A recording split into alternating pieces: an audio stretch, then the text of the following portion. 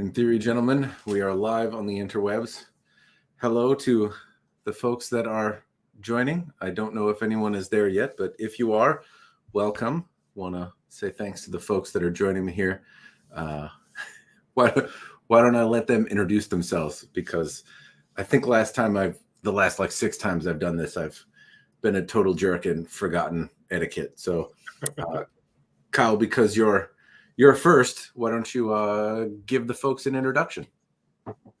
Hi, my name's Kyle, also known as Alientude, and I am a sword reviewer on YouTube, as I think all of us can say. I mostly specialize in European swords, but I also have a growing fascination with katana and pretty much every single sword that is functional. And yeah, that's pretty good. Check out my channel. And I put a new sword review out every 2 weeks. It's harder than it looks. Yes, it is. It's been considerable workload, definitely. So I'm John from Unsheathed Sword Reviews. I'm Vic.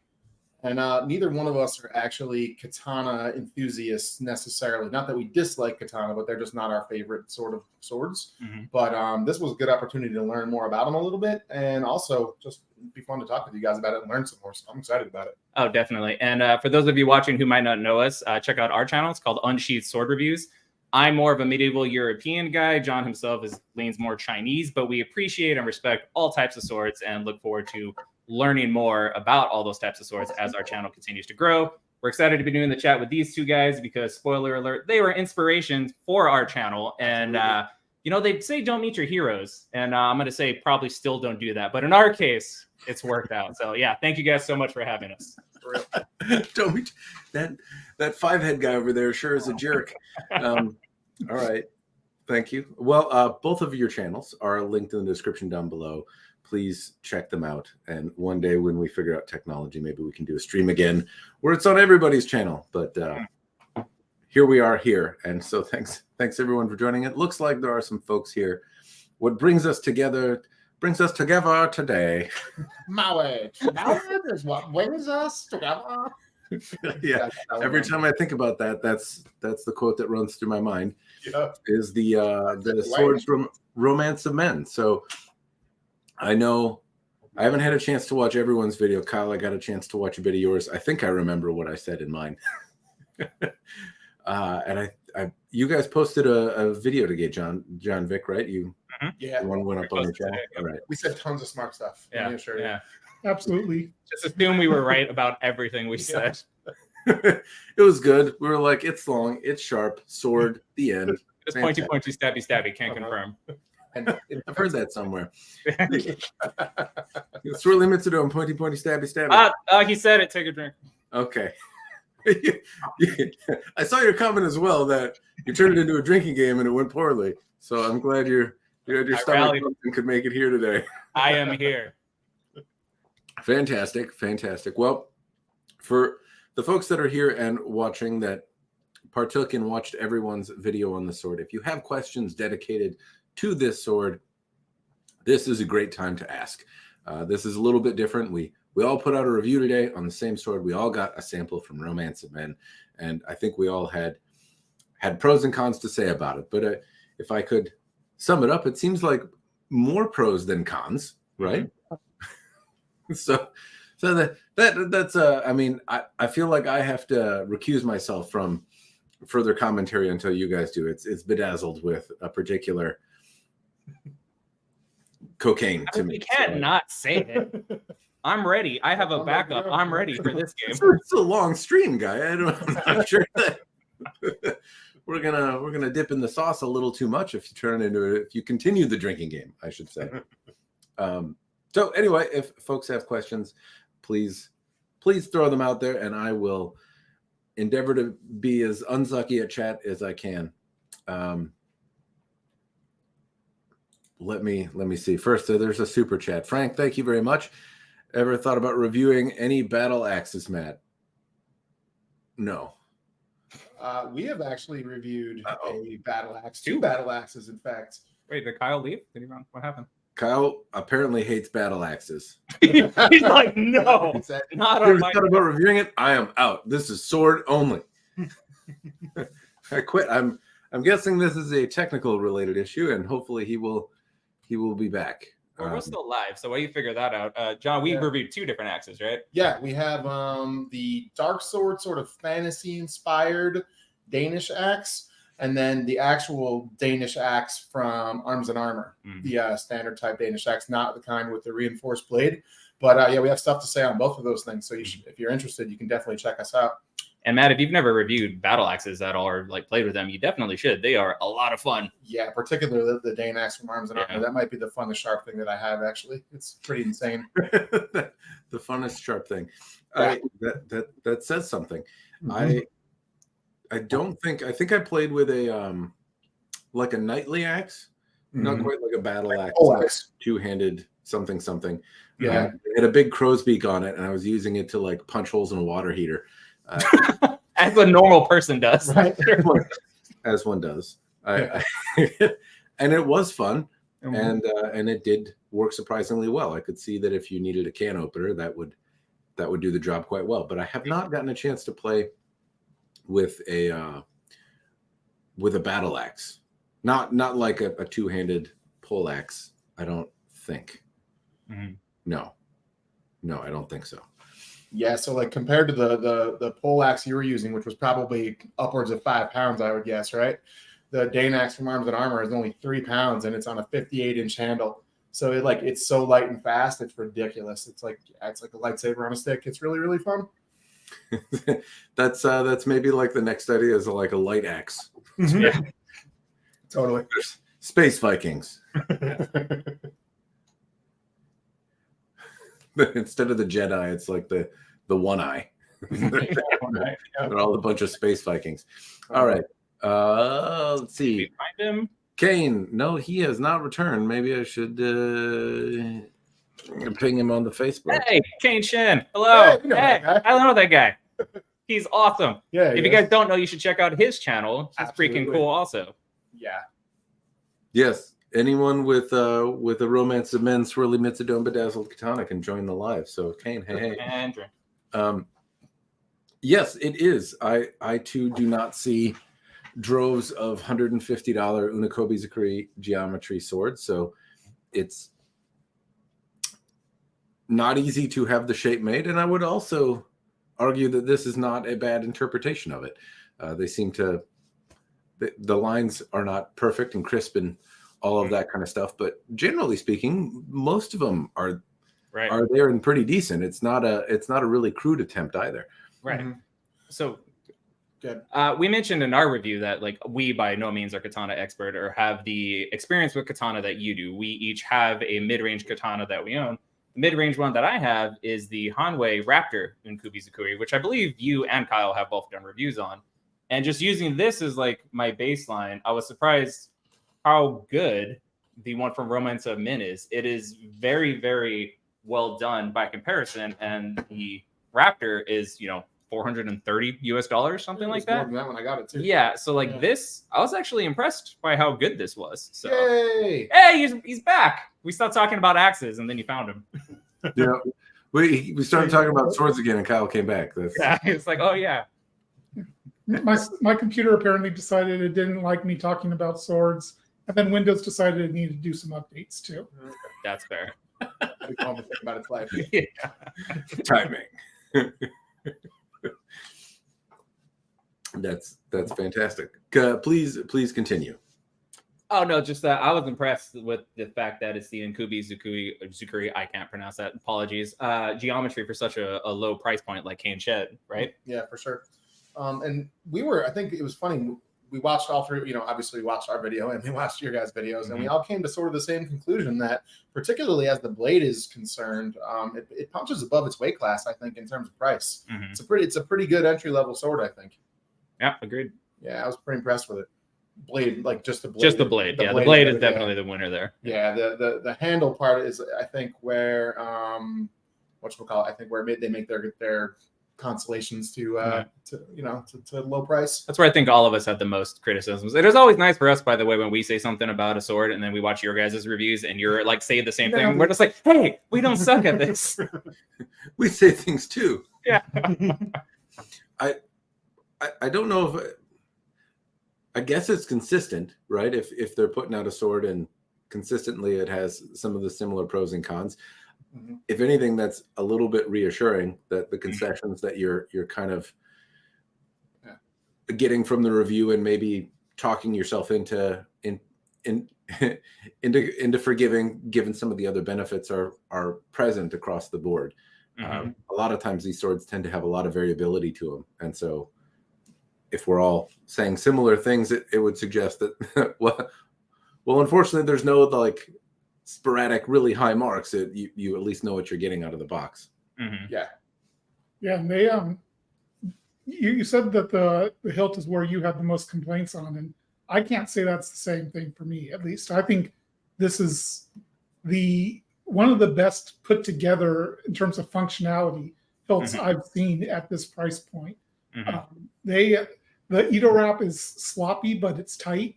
So, and that's really all you need at this price point. You don't need, really nicely done, perfect diamonds, everything. What you want is something that's going to hold together and not slip in your hand and make you feel like you're going to throw the sword when you throw a cutout.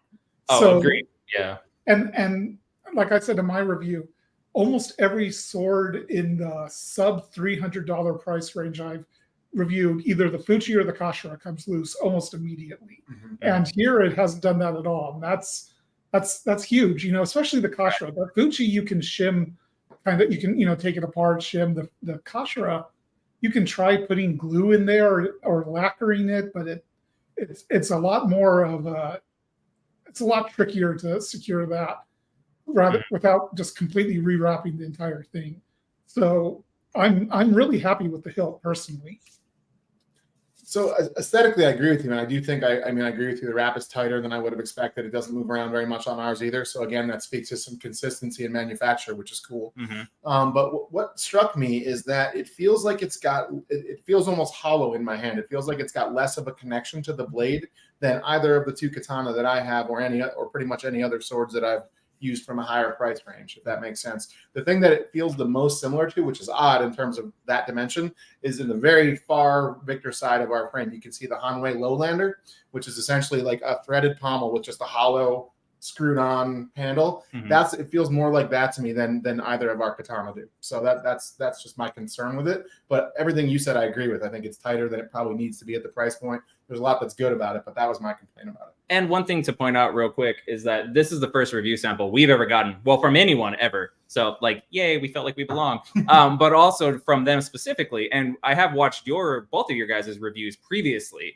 And one thing we mentioned in our video is that after talking to you guys and like watching your videos, it does seem like they've listened and made this version of the sword better than previous versions, because you're right. I was expecting this wrap not to be tight at all, and to wiggle around and move and come undone. And none of that did. So when we say this is the point that we're the most disappointed with in the sword, it's not to say that it's not good for the price point. It's just like when you have a sword this inexpensive, like you guys both say, you're cutting corners somewhere. And I think they cut corners on some of the parts of the hilt, not the blade. I really, really like the blade. I think and the performance of the sword is where the money kind of went to, if that makes sense. Agreed. Yeah, the handle, it's totally usable.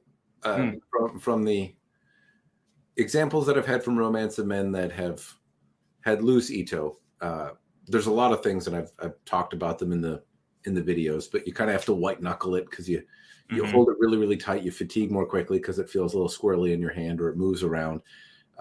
This one almost, while the diamonds aren't necessarily cleaner, gets a little bunchy. The knots stick out. I mean, some of those nuances that you don't expect and things that are thousands of dollars are present here, but it is tight. It feels tight, like it was lacquered a little bit, like the silk feels stiffer than normally, and not just like tighter. It feels like I don't know if maybe they put some sort of, if they were like, well, let's just spray it with lacquer then, if that's what we can. Well, that's what they had to do, though. I mean, it worked. Yeah, if that's what it is, but it does feel like a little stiffer than some of the other handles that I felt. I don't know if you've had a similar sensation. Joe said he's the first one to review it, by the way, because we're all late to the party. Hey, Joe, we should hang out. review the swirly Vic and John, it's interesting you said that about the lighter handle because I actually compared it to the custom katana I received from them, and that one I noticed has a lighter handle than the Surudori. Wow. So, and that's why it feels like it has more blade presence. Blade presence. So, Gotcha. so it's interesting that you're saying that on this. I don't feel that on Surudori as much, but there's a lot of subjective nature to that feel. So, and our minimal sample size, like we have 2 other katana ever that we've handled. You know what I mean? So, but we are by no means experts. We're just picking out what we had to try to get a feeling for it. So I only have a small multiple of that. So whatever. I'm not jelly. You're I jelly. mean, like on a universal scale. It's not that much. yeah. Compared to people who don't collect swords, you don't have that many. What question do we have? Kratos, Matt, I've seen some of your reviews, but couldn't find an L6 Bay Knight. Have you reviewed one? Hanwei, I think. Yes. I've talked a little bit about the Mantis, and I've talked about the Oni, and then done a supplemental follow-up. And I would say I like Hanwei, but the L6 stuff is not something I am personally fond of because it has kind of been the biggest letdown steel from Hanwei. What I mean is, like, the swords are really cool. Hanwei pretty consistently makes fittings and stuff that are pretty neat, but the L6 steel, I've had a couple that seem to hold up okay, and then I've had some that bent pretty easily, and bent as in took pretty substantial edge roll by bumping into my stand. And there's some, well, I talk about it a little bit in the review if you want to hear me blabber about it, but I don't think Hanwei has as good a command of that steel as they do just about every other steel that they make. And I would rather buy a practical sword than an L6 one from them.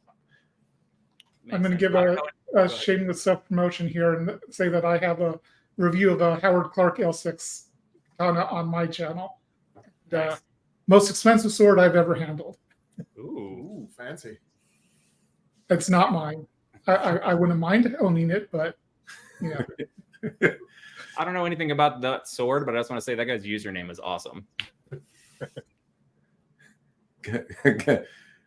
Got a 50 BMG. Kratos God of 50 BMG. There you go. Yeah. God of War in the house.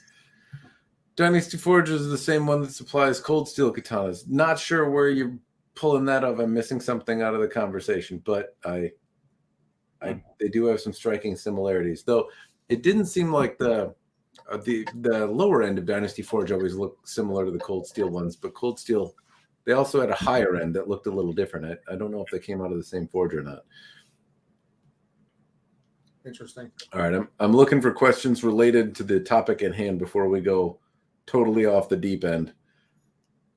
Some of us have been off the deep end for a long time. We've been there for a minute, Matt. Yeah, sorry. It happened every time I said, swirl limits it. Look at the walls behind us. We've all gone off the deep end. I don't appreciate that he has an off switch for my mouth. Click, click, click, click, click, click, click. And you're drunk. Yeah. All right. Supposed to be buying a Hanwei 25th anniversary Shinto tomorrow. Hamon looks really close to the edge. Not seeing it in the flesh yet. I really like that sword. I don't know if either of you have handled a Hanwei Shinto or Nope. but if you have a chance to get the 25th anniversary one of my faves from Hanwei. It's light and fun. Fellas, plenty of sub $300 swords that are tight and usable. $155. It was impressively tight, fairly good fit and finish, but blade wasn't as sharp as yours, Matt. Saya fit was bad. So Joe, maybe that's surprising since he was early to the party, maybe they touched it up. because ours was great. Yeah. My Saya fit was not good. Really? I had to. I need to file it to get it all the way in, but. Wow. Ours was honestly like what you talked about, Matt. There's a little bit of an ability to twist it and get it to not seat correctly, but otherwise, it's pretty good. And after a couple of reps, it's like I would dare say, yeah, same thing. It's really, really good on ours. It doesn't retain it all though, which is a little bit of an issue, but interesting.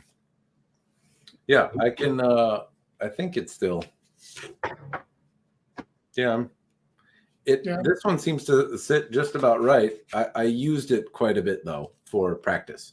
So normally I keep these and then as I have them film for like or practice with them for over the course of a month.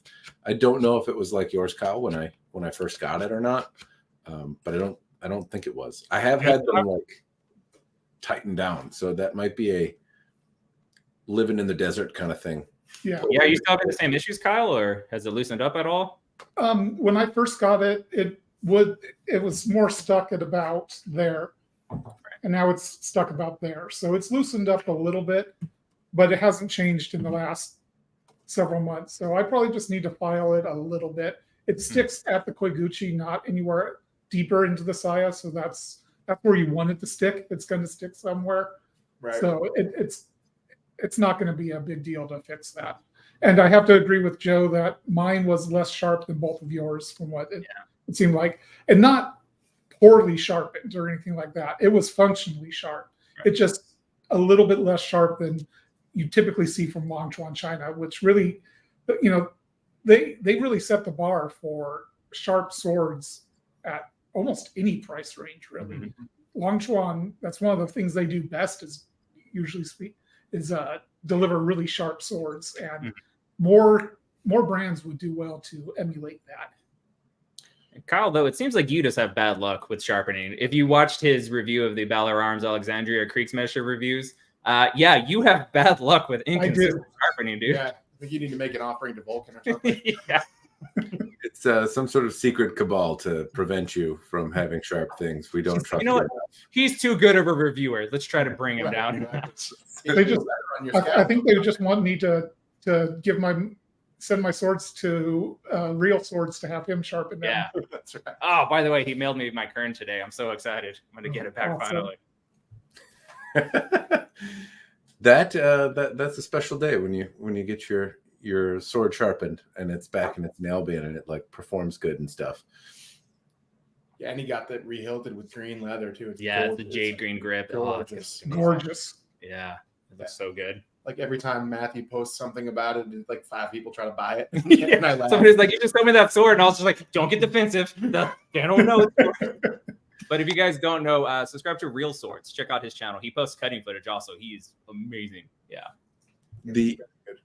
That's a perk of Albion that doesn't exist with other swords, is like the ability to buy something, play with it, and then sell it.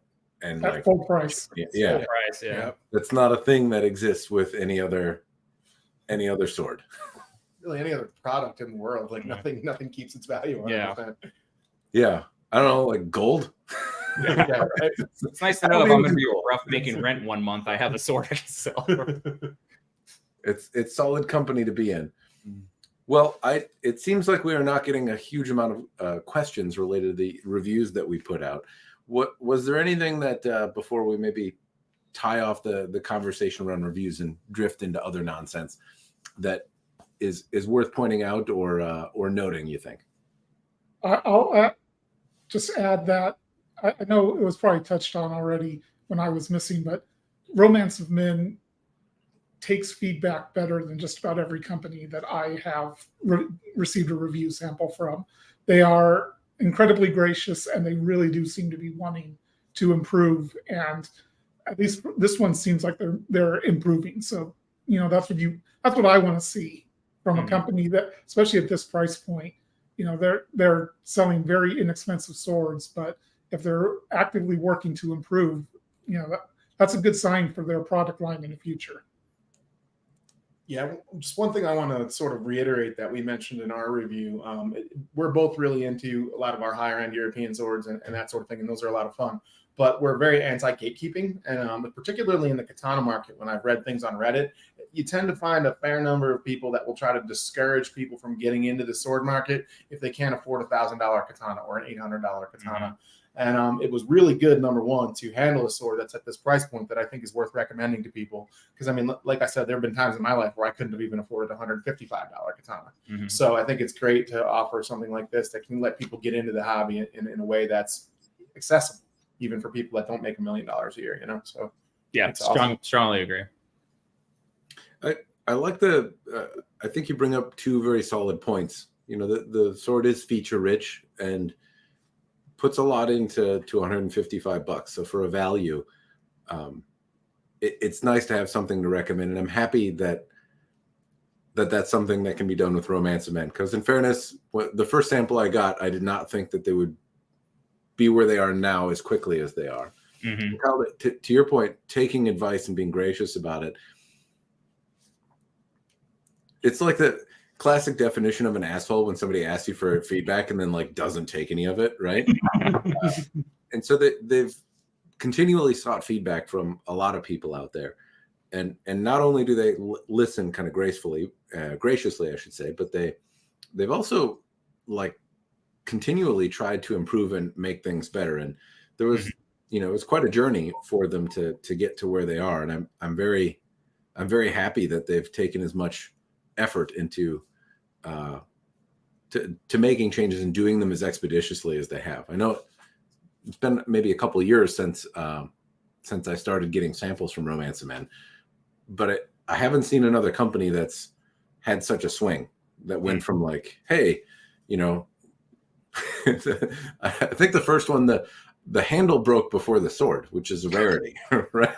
Like that. It was not in a great way. There was a lot to improve.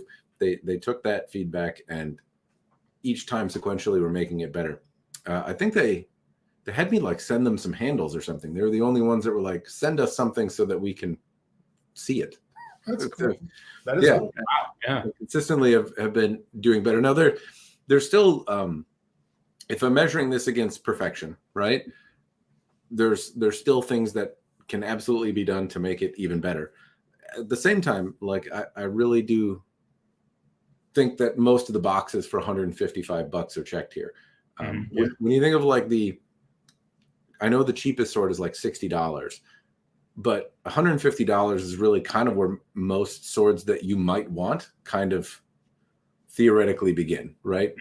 They're reasonably heat treated, reasonably sharp. They don't have weird hamones brushed on. The edge apex is generally in the the right style. You could take the handle off. It's assembled in a way that like is normal, not with glue. And so I think at this particular level, it satiates just about everything that I would hope a $155 sword would. Agreed. Yeah. Yeah, I think that's a really good way to put it, is that no, it's not perfect. No, it's not like the best sword you're ever going to pick up, anything like that. But at $155, what can you expect out of it? And I think what you can expect is something that's going to be usable, functional, and enjoyable, fun to take to your backyard and cut shit out of it. Because what else is the point? Exactly. Yeah. And any budget any budget sword, European, Chinese, wherever you're going to find it, you're going to have to manage your expectations. It's not going to be a perfect sword for any price point under $1,000. So I mean, yeah, this does a really, really good job, I think, at the 155 price point. Yeah, agreed. Well, I'm glad that there's some sort of consensus there. It does seem like it fits the need. I don't know that I'd recommend, like, I think of sword folks, at least that watch my channel, as people that want to have fun in their backyard. This will do it. People that practice, and if you're on a budget, this also will do that. It doesn't go together poorly for the money. If you're prepping for the zombie apocalypse or trying to collect things that are going to hold their value, though, I don't know that this would get a strong recommendation for me. Right. It's like what you want it for, though, is what you need to consider. Yeah. I wonder how many swords are sold for the zombie apocalypse. Like how many people? Probably all of zombie tools are sold for the zombie apocalypse. Yeah. We have a couple of those that my buddy gave us to review, and not at all anything historical or anything. But you could tell, like, I could probably murder a bunch of zombies. Sorry, unalive a bunch of zombies, and they're not going to break. So not our thing. But Point of order: aren't zombies already unalive? oh yeah, stop them from trying to eat me. Okay, there we go. They no longer have worky mouthy parts. Yes. When you pick up a zombie tools, are you like, this is not as dumb as I thought they would be? Is that your immediate reaction? So personally, my immediate reaction was I kind of like the fact that they all seem to be inspired by some historical piece. I think that's pretty neat. They are overbuilt, heavy, not a lot of distal taper, but damn, they are sharp out of the box. And once you get them moving, they cut very well. That said, though, their aesthetic, it's your thing or it's not. It's not my thing. And some of them are funner to move around than others. Not to spoil some reviews we have coming out, but there was one we liked and one we really didn't like. Yeah, so for sure. And you can tell there are definitely different creative forces behind those two weapons, because one is an overbuilt but vague approximation of what maybe a two-handed Zyphos would look like, and the other is a sharpened crowbar. Yeah. So, yeah. Not to knock on anybody who likes Right. zombie tools. Like, if that's your thing, I'm glad you have cool options out there, but not my thing. So. Kyle, have you ever held any zombie tools at all? No, closest I have is a Scorpion Swords, which is kind of like wants to be zombie tools at a budget. Okay, fair enough. I've seen those. And Yeah. I'll hold off on anything more on that until I review that blade. Yeah, they certainly, I think, appeal to the same person. It's worth checking out a zombie tools if you have a chance. They're not quite Albion resale, but they do tend to like have a following and see Yeah, there's a huge fan base. They have a huge fan base.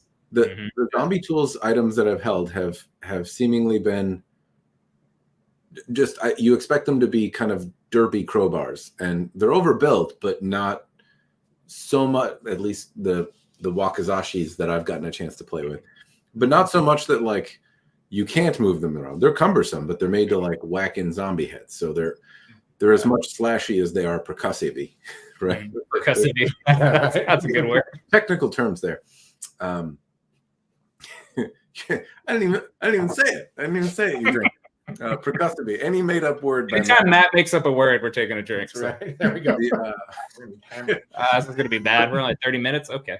The Scorpion Sword was not that. Both of them had like weird grips, but the Scorpion Sword, like I thought it would outlast the zombie tools, and it did not. It had some other issues that I would say make it well in the shadow of a zombie tools piece, at least the example that I got to test. To be fair, Scorpion Swords is much cheaper also than zombie. Yeah, zombie tools are expensive. Half the price. Very, very expensive. Like John, not to spoil anything, John was swinging around the Difos, and he's like, you know what? This isn't bad. And I was like, how much do you think it costs? He's like, I don't know, $200. I was like, it's like $7. He's like, buy a real sword then. You can get a low end, one of the less expensive Albions for that price. But Dude, seriously, there's lots of options. If that's your aesthetic, if you really like that zombie apocalypse look and feel, then zombie tools is kind of the top end of that unless you go for something completely custom.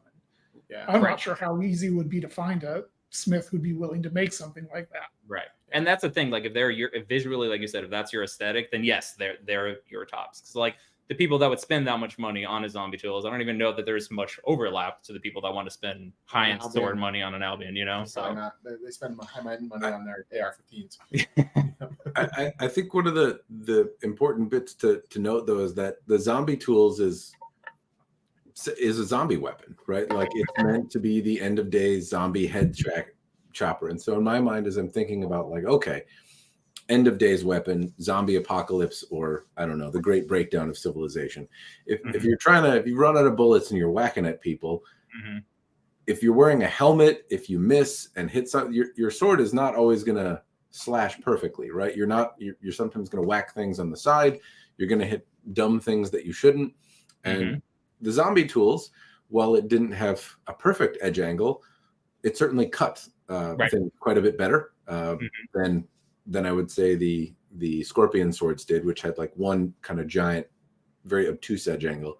But also I could like slap things around with it if I wanted to. And the handle held together really well, doing some of the same things. Like it didn't come apart. It didn't need maintenance. And it wasn't built in such a way that like it was ever made to be taken apart and cleaned or something like that, right? And that's what they're going for, right? And that's what they're sold to do. So they're overbuilt, but still but reduced in weight enough to still be a weapon in your hand. The Scorpion Swords didn't in my mind exceeded that threshold a bit. The grip was not necessarily to my liking, but more importantly, as soon as I hit it on the side, it curled over. Like it bent really, really easily. Like only the edge was hardened. It wasn't supposed to be differentiated. I'm not sure exactly how the hardening was supposed to work, but in the videos and kind of ad copy that I see produced for them, they're sold with kind of a similar market message in that, like, hey, the Doomsday sword, right? It's in the namesake.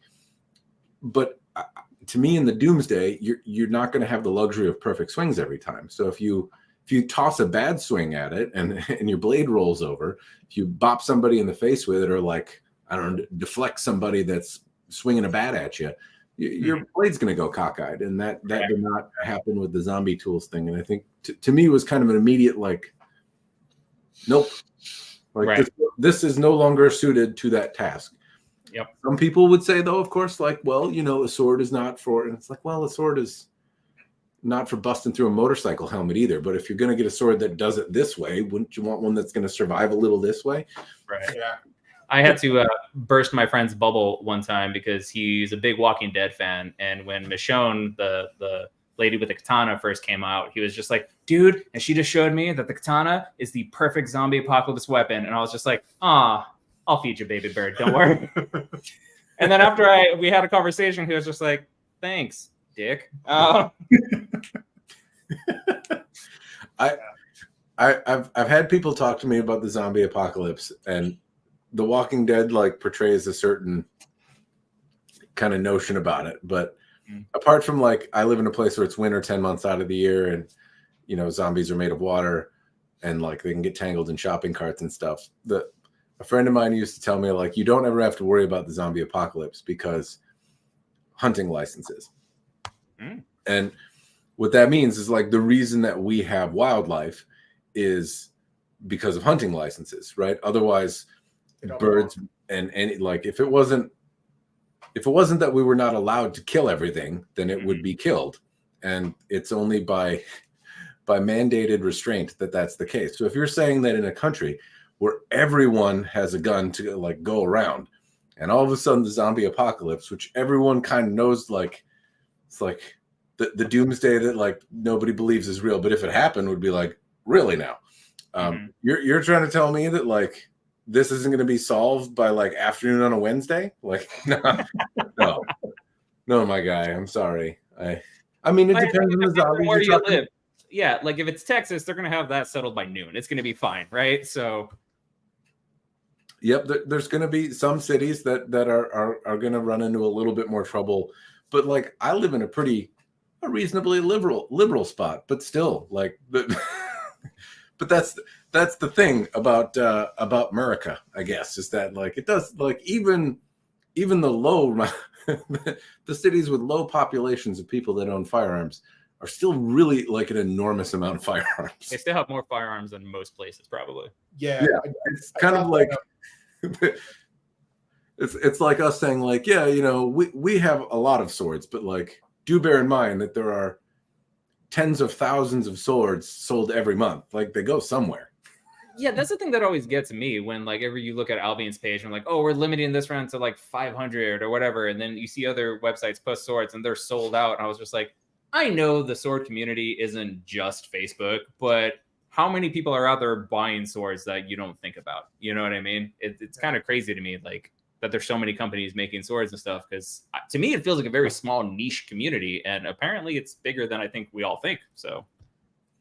And Sublime Logistics in the house. He could probably talk more about it than we can. Yeah, right? Give us some numbers. Some odd fascination in this, because I mean, you think about just the U.S. retailers, right? Because the community seems really small, right? It feels like we all know each other, and then there's some people maybe that take, you know, use it as a tool to practice martial arts or something, and every now and again they dip their toe in the water to ask for advice or something. So it's like, well, we feel like we know who the community is, and maybe who's on the outside kind of periphery that uses it as a tool but isn't necessarily super interested in them as a hobby.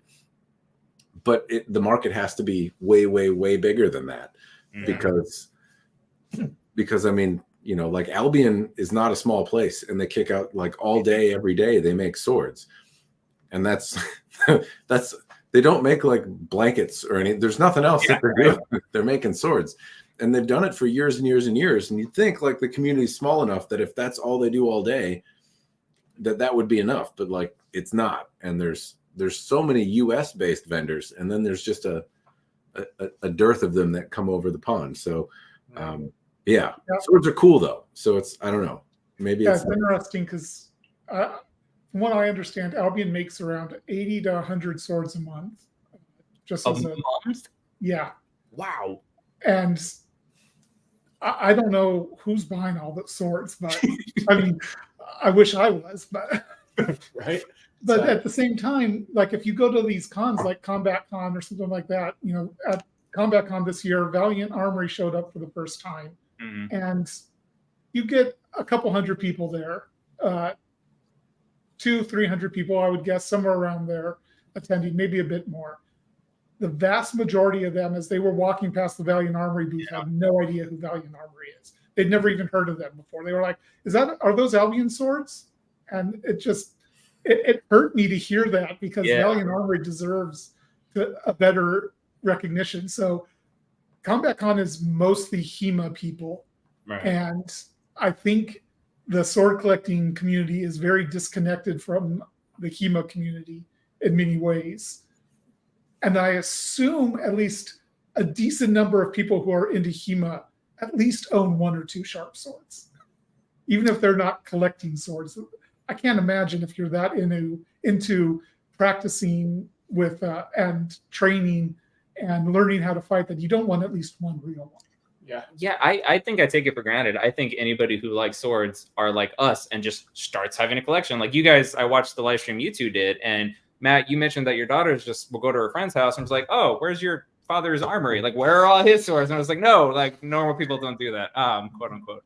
And so for me, I'm just like, if you like swords, you like swords. But I guess that's not the case, because I just assumed anybody who had the time to do HEMA would be a collector, because like I wish I had the time to do HEMA. It's one thing that I hope to be able to get into in the near future.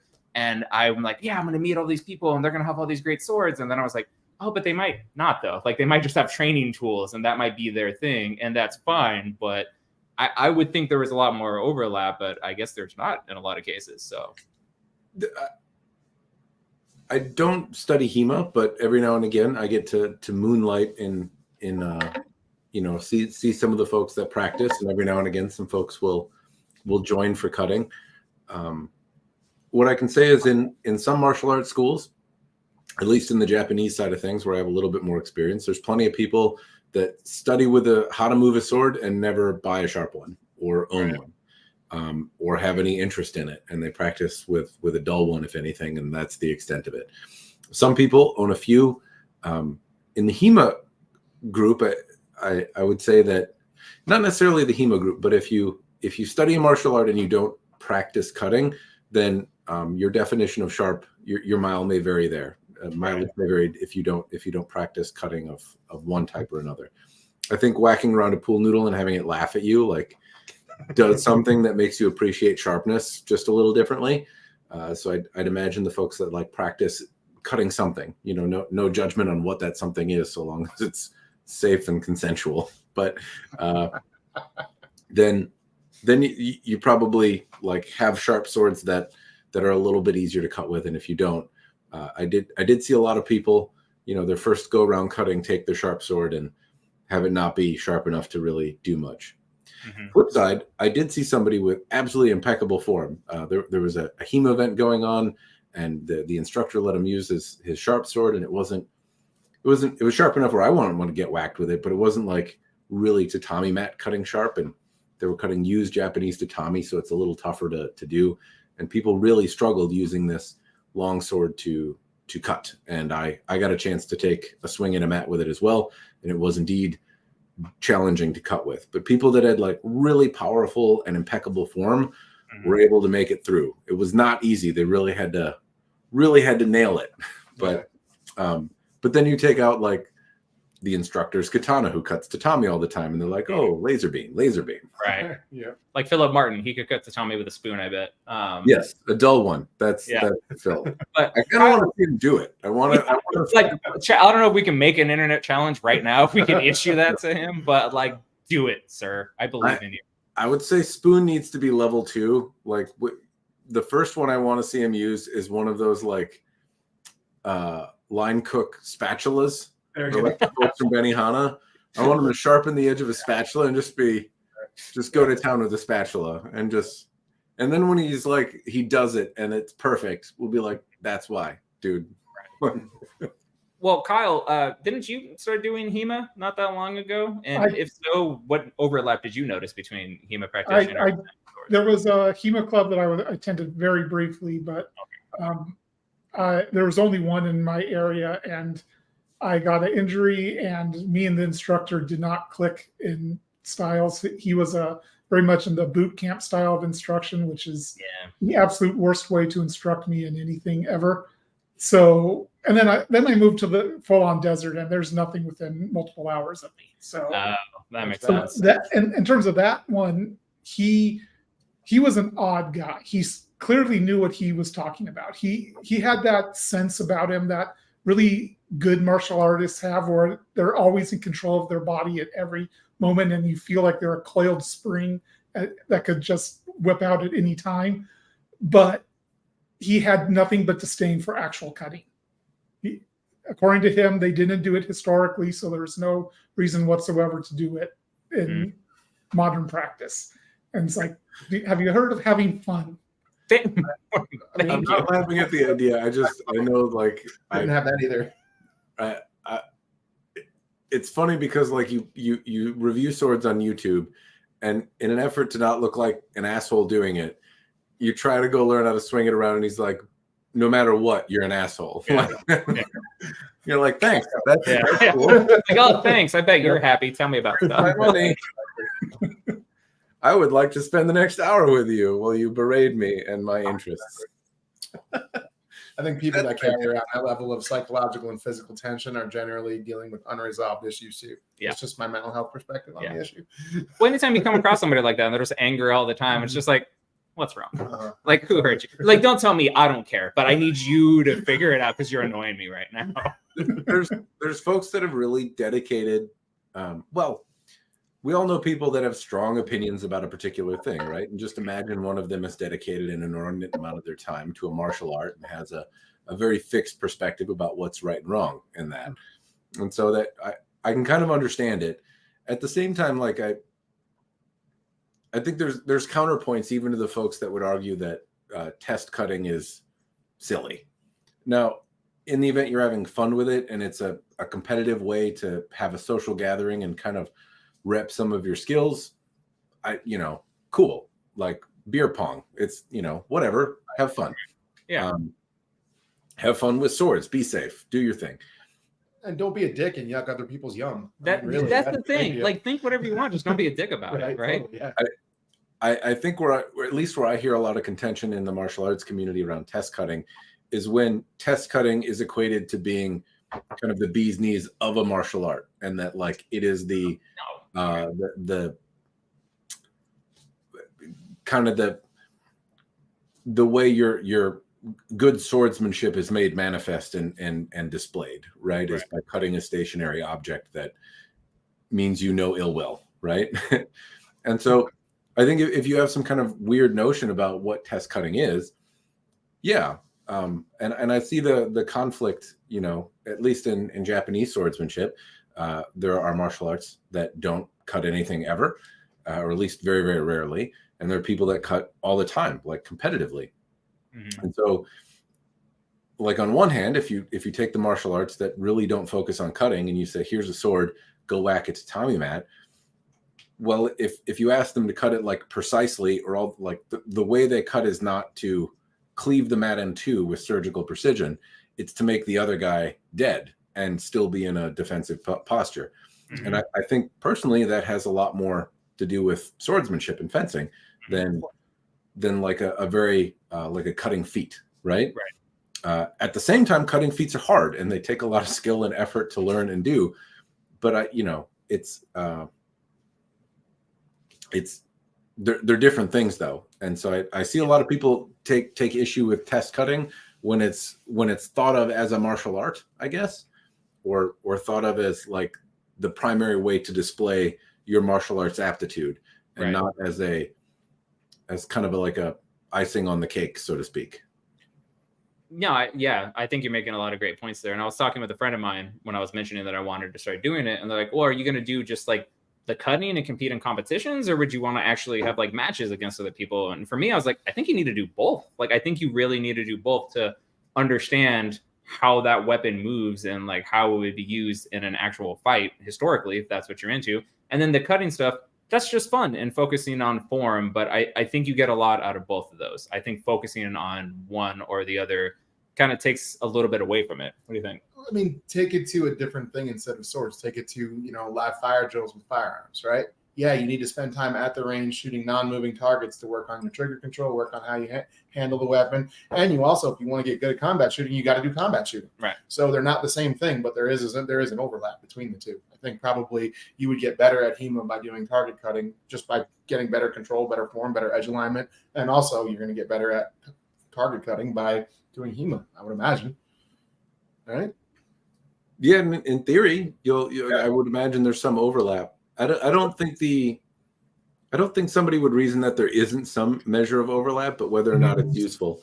And the conflation of like in target, if you go to the range and throw a few rounds down, I don't know that somebody's saying like, okay, now you're ready for the SWAT team, right? Like, no. Damn it, Matt, you made me spill.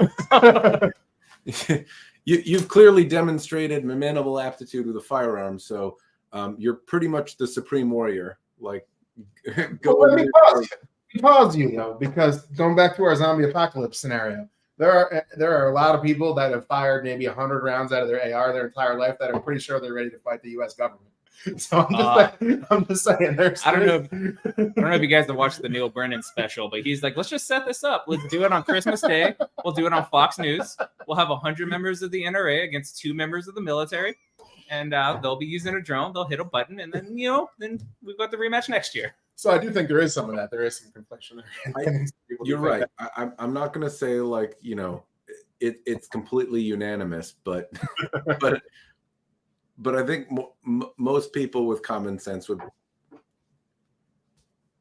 probably lean more towards like, hey, they're different things and share some overlap, but probably not a lot. And by proxy, like if I think of really competitive cutting or some of the unique feats, like if we go to the firearms analogy, like if you're doing really, really long range, target shots, or you're doing some sort of, tricky nonsense that requires really complex manipulation of your weapon and, like extreme accuracy that's beyond just like that guy is hit. That takes a lot of skill and practice. And it's not that it isn't hard or complicated or that like anyone can do it. It's also just very different than like, than like SEAL Team 6 going into kill Osama, like they're just very different things. And one may have some overlap, but I venture a guess that like the overlap is probably, especially as you talk about the extreme ends of proficiency, there's probably not like a ton of it.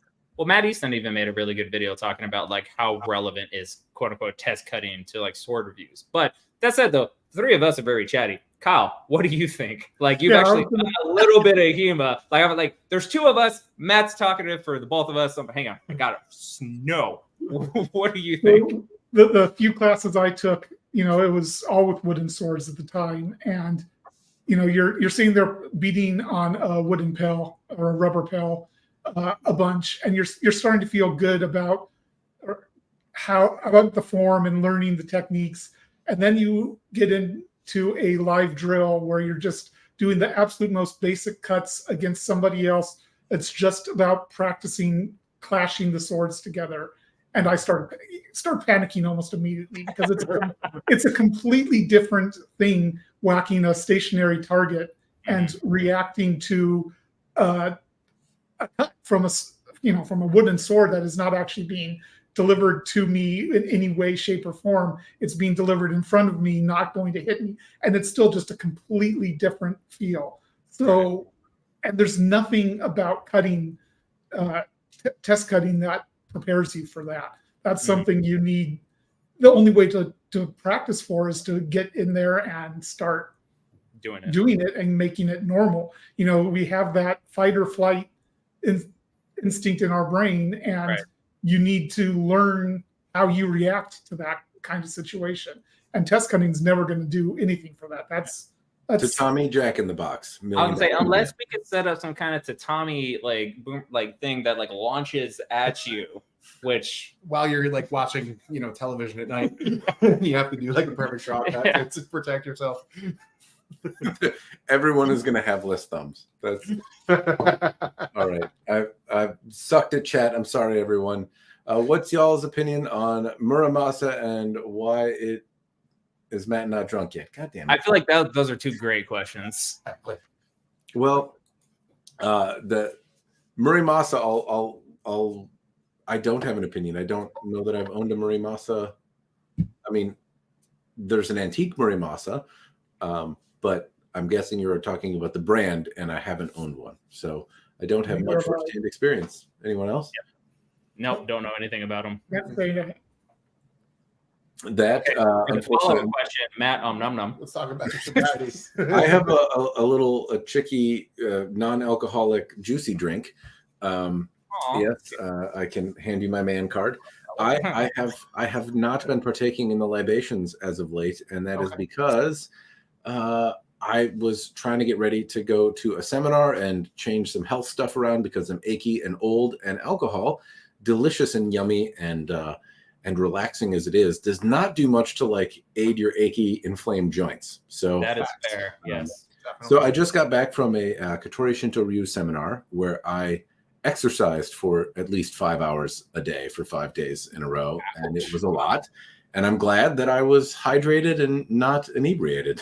So, damn it, Matt! I didn't need a good reason for why you weren't. I feel like nobody should be expected to exercise 5 hours a day sober, though. That's just unfair. Well, in my youth, I would say that I could probably partake a little bit more. But this time, if I wanted to be active and also I started thinking about this seminar. I'm like, okay, I'm traveling there. I'm driving, I'm taking my vacation, and I'm like renting a hotel. And it's really like the seminar itself is not particularly expensive, but like in totality to eat out and to get a hotel and to use your vacation and like to call in all your favors with your wife because she's taking care of the kids. To do all of that, like you really want to make the most of the time. And and I don't know that I would have been able to like effectively train as well as I did if I had alcohol in my system. Because it's not like a profound amount. I've actually been talking with my wife because it's been a little more than a month or so since I've had any. And I was hoping that like there's a little less joint problem, but I was like, I don't sleep any better. I really miss it on Fridays. I have slightly smaller bosoms, but not really meaningfully so. I think I kind of miss it. I'd like it back, but like I was able to train for 5 hours and not like come back with joint pains or like sneeze so hard I threw my neck out. So, well, Matt, you're making a lot of sense, right? And I'm going to counter that with some not sense. So, if at any point you want to have a live stream where we just get sloshed and talk about swords, I volunteer as tributes. In fact, I'm going to lead the charge right now because you know what? This is Future Vic's problem. So, num num. Yes, that looks also pretty tasty. I tell you what, I love the dark beer. The weather is turning, and I'm starting to have the stout craving again. Because when it's cold out, that's when, like when that fall weather kicks in, that's when stouts start rattling my brain a little bit. Kyle, are you a partaker of the sweet? Not very much, no. Every now and then I'll have a little bit of bourbon or a margarita every now and then, but that's about it. Who hurt you? I mean, if you want, do you want the real answer to that, or do you, question? Yeah. How much time do we have? The real answer to that is when I was probably about 6 or 7, I saw my uncle, who was 33, die of liver failure because of over drinking, and seeing him in the hospital with yellow skin and all, I think really scarred me. So, That's fair. Yeah, fair. Absolutely. It just never has been something that appealed to me. Way to bring the mood down. Hey, I asked if you wanted the real answer. I did. Yeah, Matt, you asked the question. I did. I did 100%. And I thought Kyle was just going to be like, it's not a traumatic experience. It just tastes yucky. Like he's like, I have a funny answer. Like I could see his face, and I was like, don't do it. Nope. I saw a dear family member die in front of me. Yeah. Well, that would do it, sir. That is a great. As far as to do anything, that's one. Freaking great one. So Also, I'm sorry for your loss. to switch topics, because that's Good idea. Talk about that and riff on it. We talked a little bit before about differential hardening versus through hardening, right? And how you had some experiences with differentially hardened, maybe unintentionally differentially hardened swords that wrapped around things. And so I was curious, like, as a person who doesn't collect swords that are traditionally differentially hardened for the most part, what, besides the fact that it's traditional, and if you want a traditional version of a sword, you should get one that's differentially hardened. I know the upside is you get a more supple back end that will let the sword flex rather than bending permanently, and you get a harder edge. But like with through hardened steel, you get pretty much a pretty resilient blade. So these days, do you all see a point in getting a differentially or edge quenched blade when you can get the same thing with a through hardened 5160 or something like that? Aside from the aesthetic, I'll add to that, right? Because the Exactly. Hamon does look pretty. Yeah. So if you want that makes sense. If tradition is important to you, I fully support that. That's awesome. But if you're just thinking performance, can you think of a reason to get a differentially hardened blade? The reason I would say is, especially with performance, is generally speaking, you're going to have a harder edge. So it's going to hold an edge better until it chips. It'll chip easier, but it theoretically will not need to be sharpened as often, and it will function more like a traditional sword. Right. In terms of taking sets, generally speaking, through hardened swords take sets less easily. Not always the case. Of course, Matthew's much better at talking about that than I am. He's just better at talking in general. It's fine. Just don't shut up. Besides me, yeah. When I was a kid, I was really quiet too. I can think of specific things for the average person, though. No, I think that the spirit of your question is like, for most people, is a through hardened blade gonna get you the nth degree there to its maybe marginally harder differentially hardened counterpart. Marginally is maybe not the best scientific word, but if I put a use case out there and I say I'm going out and I'm cutting water bottles or something like that in the backyard, right? I'm probably going to be able to get a meaningful amount of additional cuts out of a differentially hardened blade if all of my cuts are good, right? Okay. Right. If I throw that tip out there and the material that I'm cutting is within reason for the sword to be cutting, I'm probably going to get more cuts out there before that edge diminishes in a way where I'm going to start noticing a performance difference or need to sharpen it. Okay. And but meaningful is like I'm still getting dozens or potentially hundreds of good cuts, and I might get dozens or hundreds more good cuts depending on what you're cutting, right? Right. Where you start to make some concessions, though, is like, well, that sounds good. But if your cuts are bad, then a differentially hardened blade bends, and they don't always go perfectly straight again. Sometimes they twist and can be a real pain in the ass. If you're a lot more likely to chip a differentially hardened blade than have it roll, and so sometimes the repairs can be marginally more challenging. Also, once they start bending, they become easier and easier to bend as you continue to bend them. And in all likelihood, if you are not a particularly experienced practitioner, which even if you are, and you're just cutting shit for fun in your backyard and you do Hulk smash, you can have years of experience and still look like me. So it's entirely possible that like you might have experience, but not necessarily have the skill to match. And a through hardened blade is just gonna probably hold up reasonably well and be a lot more forgiving than the differentially hardened counterpart. By contrast, if you are really good at cutting and very consistent with your angles, then you can get a lot more mileage out of a harder edge. And if you're talking about like a chef knife or something like that, where you're routinely cutting things on a cutting board, having that hardened edge is going to be really useful because it's a lot more controlled. You're not trying to cut like chunks of metal or use it as an axe.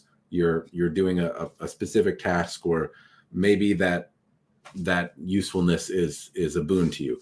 But I think for most people, like that's if you're doing competitive tatami cutting or like doing a lot of cutting feats where you are a skilled practitioner and know what you're doing and your edge angles are pretty clean and you're not going to accidentally like hit the stand and stuff, then a differentially hardened blade may get you more cuts in a tournament. Your edge may stay sharper for longer, and that could give you an advantage.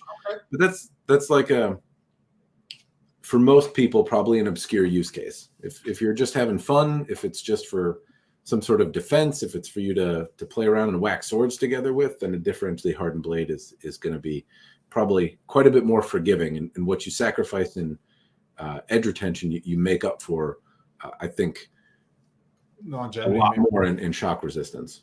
Yeah, Makes sense.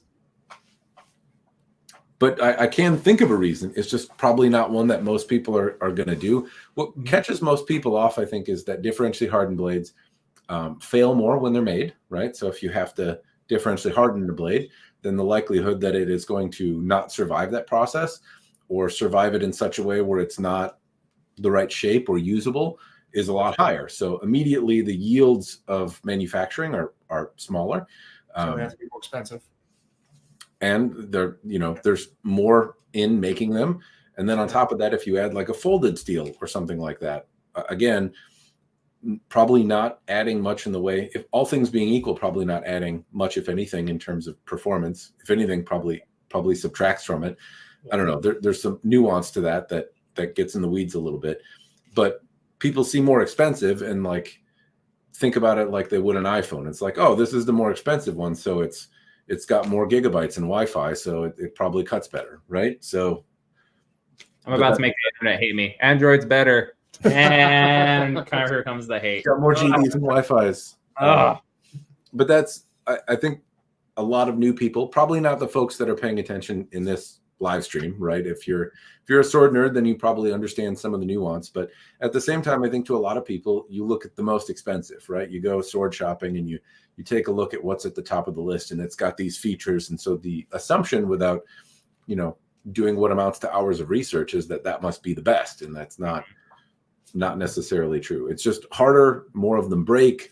It's harder to make one successfully, and so the price goes up, and there's like a artistic quality to it that people may appreciate, but arguably the performance is not as useful for the vast majority of people. Mm-hmm.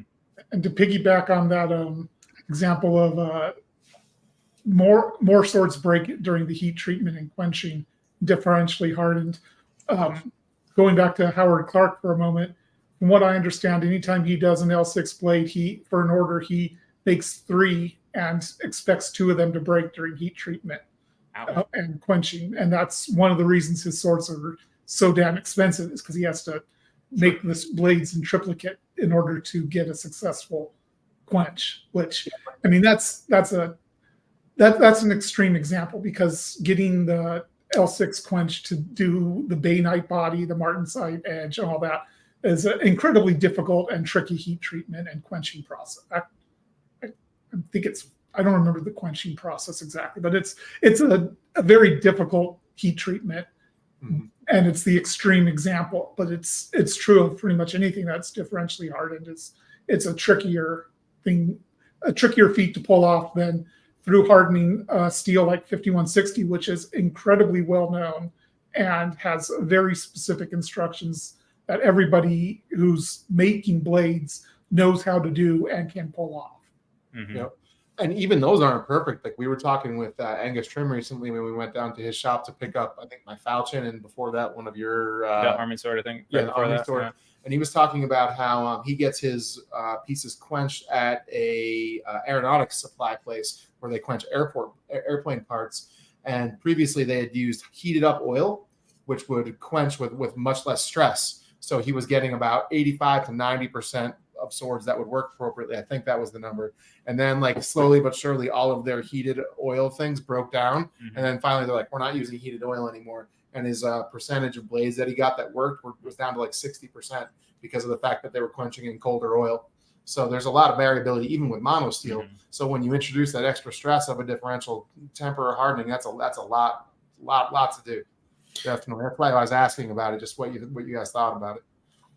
I talk out of my ass a little bit if I go into the science of it. I don't understand it, but I do hear they break. And in terms of like supply chain stuff, if you have to invest more time, energy, work, if it's harder to make, all of that changes the cost side of things. Totally. I think we're just kind of predisposed to seeing that things are machine made, and it's performance or additional enhancements that make things more. And so it's kind of weird to somebody that a $300 sword and a $1,000 sword pretty much, may very well have the exact same kosher, the exact same outside, right? The same handle, the same fittings, the same, all of that kind of stuff. But one has a folded, laminated blade with some polish on it, and all of that polishy nonsense and all of the extra little bits of metal and heat treatment are what make that expensive. But when you go to cut something, the through hardened one is probably going to work better. I mean, especially if you're bad at cutting stuff. So, but I can understand, like, if the traditional method is what you're after, if that's what you're willing to pay your money for, I get it. Like, that makes sense to me. It's just not one that I would probably use all that often because, spoiler alert, I'm bad at cutting. I'm gonna miss more often than not, and our poor standout there is showing the signs of all of us missing a lot. So, yeah, people want it all. That's the thing. I want a traditionally made sword made of super steel that's indestructible and the sharpest and the strongest and can cut through other swords. Time itself. Like, give me adamantium and let me just go start swinging. It's like, that misunderstands historical swords also, because they were disposable. Things took damage. They field repaired them. They would do what repairs needed to be done and keep them in use, and then eventually they would be broken and just not usable anymore. Yep. King's mentioning the Motohara that I had. The edge didn't chip on that; it deflected on a water bottle. But differentially hardened blades can take damage. I had a different differentially hardened blade from Shang's sword or Estini Hunto, whichever one it happens to be. And I cut in a water bottle on that, and the edge also chipped. I've had a number of differentially hardened swords that have taken chips, less than a millimeter deep, but have chipped along the edge. And when I go to abuse them, bigger chunks tend to break out versus edge that rolls over. Well, and like I think both of you guys have talked about on your channel, the caps and the neck of water bottles are actually pretty hard. Like they're not, like, you hear, like, when we've been cutting, a very loud click and you're just like, ooh, I hope that's okay. So just because you're cutting a water bottle doesn't necessarily mean if your blade is harder HRC that it's going to be okay. So in fairness, the Motohara one did happen when I was cutting and it was like 15 below zero outside. Well, Matt, I would not even step outside. Yeah, I don't know how you do that, man. If it's that cold, it's like, why would you? Legs. So, Kyle, you live on the surface of the sun, though, right? Yeah. Like your body acclimates. We're in the middle ground somewhere. You could move, right? No, seriously. I can, but it keeps the zombies Move away. out of the desert. Nothing grows there. I kind of like that everything kind of dies in the winter, right? Like all the bugs are gone. True. Also, nothing poisonous. There's some mosquitoes that are irritating, but there's like no poisonous spiders. And there's you get some pretty footage north. That's it. The video of you pulling your daughters in the sled when you're wearing the suit of samurai armor is like one of the best things I've ever freaking seen. I get it. No, it's just no for me. You do get used to it. I don't. At the same time, I think I would. I don't know. I don't know. There's plenty of people that move from Minnesota or like a cold climate to a warm one. So the snowbirds will often move from, Minnesota to New Mexico or California or Arizona. But then Kyle's over here saying it was so hot he couldn't get cutting footage this summer. So like that seems terrible too. Well, July and August, 110 to 115 just about every day. No, thank you, sir. Good. Mid to high 80s at overnight. Yeah. What's the humidity while you're doing that? During that, the humidity is usually between 10 and 20% at the highest. Okay. Sometimes below 10. We're always at 80%. We're always year round. It doesn't matter if it's 80% always does't matter. So like for us, when it gets to like 85 degrees and 80% humidity, I'm just like, I'm not going outside. Like that sounds cool. I had a shower today. Thank you. Yeah, Exactly. yeah, literally. That's how it goes. I 20 below. Don't get me wrong. I need to wear a jacket, but as soon as it's like 75 degrees outside, I look like I fell in the pool. So think You do the your coldest climate weather I've been in is high 20s, and I was miserable. Yeah. It's fun to be. I know this is about swords, and we're old men talking about the weather here, but I always find it funny when I go to Arizona, and like I'll usually go in the winter and be a snowbird for a minute, but it's still like 60 degrees outside, and me and my wife and kids are like in the pool playing around, and we're like, yay, it's so comfortable. And everyone else is like, you ice people, what are you doing? Like, what? Like it's child abuse or something. I'm like, they're fine. We're from the north. It's okay. Yeah. Oh my gosh. Yes.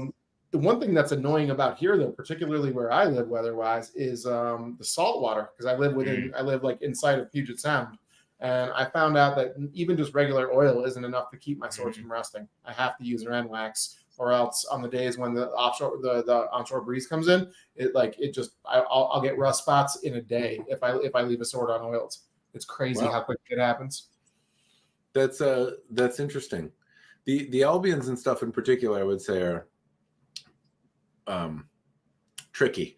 They're hungry for oil and need a liberal coat and to be addressed often. But usually CLP holds off enough for me, and I don't have to do much more than that. To me, I found the Valiant Armory fittings, whatever type of mild steel they use, I have to keep those things lathered up, or else they rust immediately almost, it seems. That Baylor Arms, the Teutonic Army, yeah, got me too. That one too. Like you turn your back and it's rusty and laughing at you. Yeah. So like I have to do sword inspections every now and then. I'll just like have to walk through my walls and be like, do normal people have these problems? No, it's fine. It's fine, isn't it? And then you see a spot of rust, and it's almost like it's mocking you, and it's just like, no, like you will come off right now. It's fortunate with the European style stuff that is like if you have a dark sword armory and it's high, it's a mirror polish. It's like a buffed mirror polish, and so there's tool marks and stuff underneath it, and it's not the end of the world if you have to like buff it again, so to speak. And Albions, you can get the Scotch-Brite pads and kind of get them down. It's a real bummer though when you get rust on a multi-$1,000 polish. You're like, oh, this is $3,000 in 5 years. Cool. I'm neat. Oh, what was that? It was my mother-in-law showing my stuff to somebody I don't know. Right. Cool. Here, look at this. Let me hold the blade for you. Here. Okay, I don't know if you guys have this problem, but I assume when people come to your houses, one of the things they want to look at is your swords because you're the sword guy. And you're more than happy to like show it to them and talk about the first thing they always do is touch the blade. Like not even grab, like they're always like, oh hey, I'm just gonna do this on purpose, apparently to annoy the crap out of you. And you want to be like, you don't want to yell at them because you don't want to be like, don't ever ask me about my hobby again. But you're just like, that's cool. Like that's fun. Like, can you leave now so I can take care of that? So I don't know if that's been your guys' experience, but like everybody who's not a sword person is just like, I want to touch the blade because So you resign. One, you have the swords you show, right? And so if anyone says like, what's your most expensive thing? Then you're like, okay, we need to do lessons first. So I explain, and for those that don't understand, right? So here's a katana, right? And if you want to talk to me, you do this: pull it away from your face. You speak at me with your moist voice. But as soon as you bring it close to your head and you look at it, you shut your fucking mouth and you breathe out your nose and you look at it, and you can like, look at it in the light and see all the cool shit, and it's great. And then you're like, it's great. It's really fucking cool. Cool. And then you put it away, kind of gingerly along the spine, and that's what you do with expensive things. And you don't do that. You don't whack them together, and you don't breathe on it. And then basically what you've done by doing that is you got to see cool shit. You showed me that you respect my very expensive property, and you didn't leave me with dishes, right? Like effectively, literally. Exactly. Yeah. And I explained like basically that's what I have to do. It's not going to blow up, but if I leave the dishes for a day, basically I have to throw away my Toyota Camry, right? Like there's a consequence for fucking it up. But that's what you do. And if you don't, then I have swords that like people want to see, and usually they can't tell the difference. Most folks, you know, They don't. Yeah. don't really like just want to see a sword, and so that's fine. And there's like antique things that I have that people can touch that aren't as sensitive. But if I'm going to be particular about it, then like I can show it to you, but lessons first. And that usually works. The other one that happens sometimes is people will grab the sword and be like, is it okay if I touch it while it's in their hands? And so what I tell people then is that it's kind of like touching my dick. It's not no, but it is something you should ask for first. You beat me by 2 seconds. I'm like, so we need to have a conversation about consent, because clearly you're wrong. Yep. It's before you touch a man's sword, it's like touching his dick. It's not that he's going to say no, but you should definitely ask. Yeah. You know, like there may be some rules. There may be a safe word. The last thing I would think that comes up in collection is children, because kids usually want to touch swords, so I don't give them the dick conversation, but I do. I do in front of parents. I say that you have to. Your parents have to say it's okay. And then I look at both the parents and I'm like, okay, I'm going to hand you a razor sharp sword. And this is, now you're an adult. Okay. If you swing this at me, I will man punch you in your fucking face. And I say this in front of their parents. Like, you're a man. When I hold this, you're a full grown adult. You can hold it, but bear in mind that you have full adult consequences. So are you sure you want to do that? And then you can like take it out and look at it. And, you know, if you want to cut something, we can do that. You have to follow some directions about like not cutting over your lead leg and how to swing and not let go and that kind of stuff. But like, I don't mind doing it, but I do tell anyone that's not an adult that as soon as they hold the sword, they are. And if they don't act like one, I will assault them. I want to appreciate the fact that you're not drinking and you've said the funniest, harshest shit anybody on this live stream. Yeah, that is Matthew. That's his thing.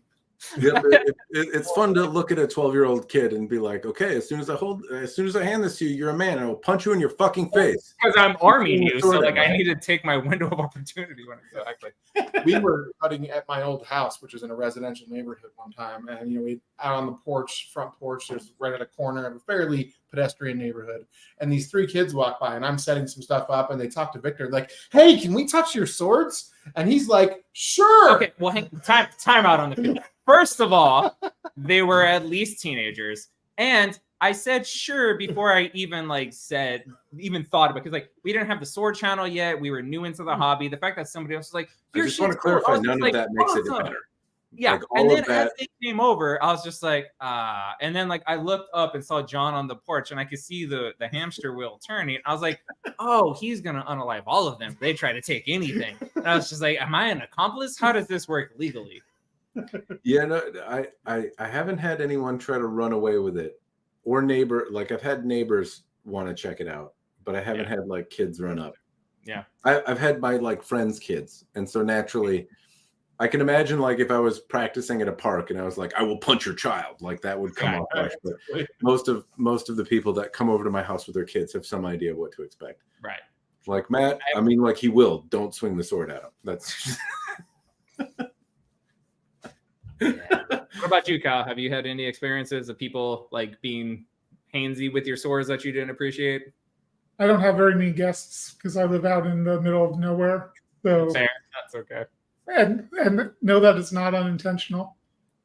Yeah, I feel you. Right. So I've had one friend come over and do some cutting, and I certainly gave him lessons first on basic safety and such. And he's very much he like, it's a joke between us that he's a weeb, even though he isn't. So I handed him katana first, of course, because you've got to start with that. Yeah. Yeah.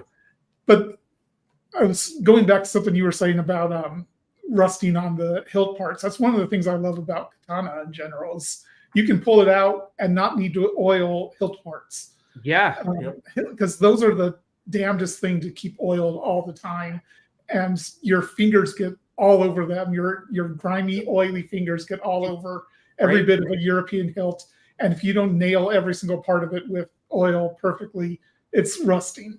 And it's always like right under the guard when you're gripping it, and just or if you pick up a katana or something with bronze fittings, and it's like it's perfect. It's like I don't have to. All I have to do is just re-oil the blade, which is the easiest part to oil. Right. Even stainless is nice when you can get something with stainless furniture Yeah. on it. But I'm terrified about my. I got the LK Chen Saxony rapier recently, and Oh, if God. it ever develops any rust underneath on the ricasso inside the complex hilt, it's going to be so hard to get any kind of pressure on that to rub any sort of rust spots out. Mhm. So I'm really keeping that part caked up with Renaissance wax, like just completely And covered up. you touch it too, right? Like you. Yeah, well, you wrap the guard. Yeah, Exactly. you're supposed to. So but- yeah. Ooh. I'm scared about that. I don't know how well that's going to work out in the long run. I really There enjoy is the hilt there, the full basket and all that stuff. That's all stainless steel, though, right? Yeah, it's stainless, but the blade Yeah, itself is yeah. obviously, and you're So Can you the imagine final- trying to yeah. you imagine trying to keep that guard oiled and all? Oh no, absolutely not. Making that stainless makes that a manageable sword. Mhm. Definitely. What do you think about it? How do you like the LK Chen rapiers? It's nice to see somebody else doing them. Yeah, I mean, we've both talked about this before in various videos, but there really is no mid-range rapiers that you can get. There are low-end ones that are completely not balanced, anything like historical, and then there's $1,500 ones from Arms and Armor. So there isn't much in the middle that's any good. Honestly, this is really impressive. I mean, I haven't done a lot of work with it yet because I'm recouping from a wrist injury, so I haven't been able to get a really good feel for it, but it's gorgeous. I think honestly, it punches above its price point in terms of fit and finish for sure. And when you cut it right, when you cut with it right, it feels like things just disappear under it. So I agree. I think it feels fantastic. I love the handling. And again, when you figure it out, when you do the little wrist motions that you should with a rapier and you land a perfect clean cut, it feels fantastic. It's terrifying. My little issue, though, with the LK Chin rapier is just the finish that they chose on the complex hilt. And we'll talk about this in our review when we post it. It looks plastic. It just looks really cheap. And to me, complex hilt swords are some of the most gorgeous swords in general. And I love the way it looks, but then that finish really brings me out of it. So Is it like the Valor Arms Kriegsmesser, that kind of? Yeah, but even I would say even a step above that in terms of how much it looks fake. You know what I mean? Because you're completely right. The Quillons, the twisted ones on that, they do look a certain way that make you think that it's not, I don't know, authentic metal or whatever. But it looks straight up plastic to me, to my eyes, and maybe I'm wrong. But I don't like that about it. But the sword itself handles and feels amazing. So I think for the price, it's totally worth it. But yeah, that was my knock on the Sure. aesthetics of it. And so for me, that doesn't bother me at all. It's cast in one piece. The entire Mhm. guard, everything is cast in one piece, and then it's stainless, and then they sandblast it, and that's what gives it that finish. And I think honestly, probably they knock off a lot of the casting marks that would Mhm. detract from it even more than that rougher looking finish. So I'm in support of it. I really like it, but we have various different aesthetics in terms of what we enjoy. And again, it's $600 less than. less than It's not exactly. $1,500. It's also not a $200 cheap one that the blade bends and wobbles and is. You know what I mean? So I get that that's a thing they have to make in order to make it functional, and I'm okay with it. I still think it's a fantastic sword. Just aesthetically, to me, if I was going to I do want to own a rapier at some point or a complex hilted sword. I don't at this point. Probably side sword is what you'll get. but- Probably a side sword, yeah. But it really made me realize that to me, I think it's worth spending $1,400-$1,500 on something from Arms and Armor like their Town Guard, because I want something that looks pretty, for lack of a better term. So yeah, They are pretty. They're also Arms and Armory, right? So I mean, if you've seen other pieces from Arms and Armor, it's more of that, and they have a imperfect aesthetic. And not that it's grotesque or bad or something. It certainly would be, or medieval accurate, maybe. Yeah. I mean, I would put it on the towards the higher end in the medieval period, right? But at the same time, sometimes they cast from the same pieces as things from the Oakshot Institute. So it's not a surprise that they may have some asymmetries in there. Vic, you can also look up Darkwood Armory. They do a lot of rapiers also. Okay. Have Not some heard really of it. good looking stuff. I'm curious to see if there's ever going to be an Albion rapier, something that I know the complex hilts are probably a real pain in the ass to make. Right.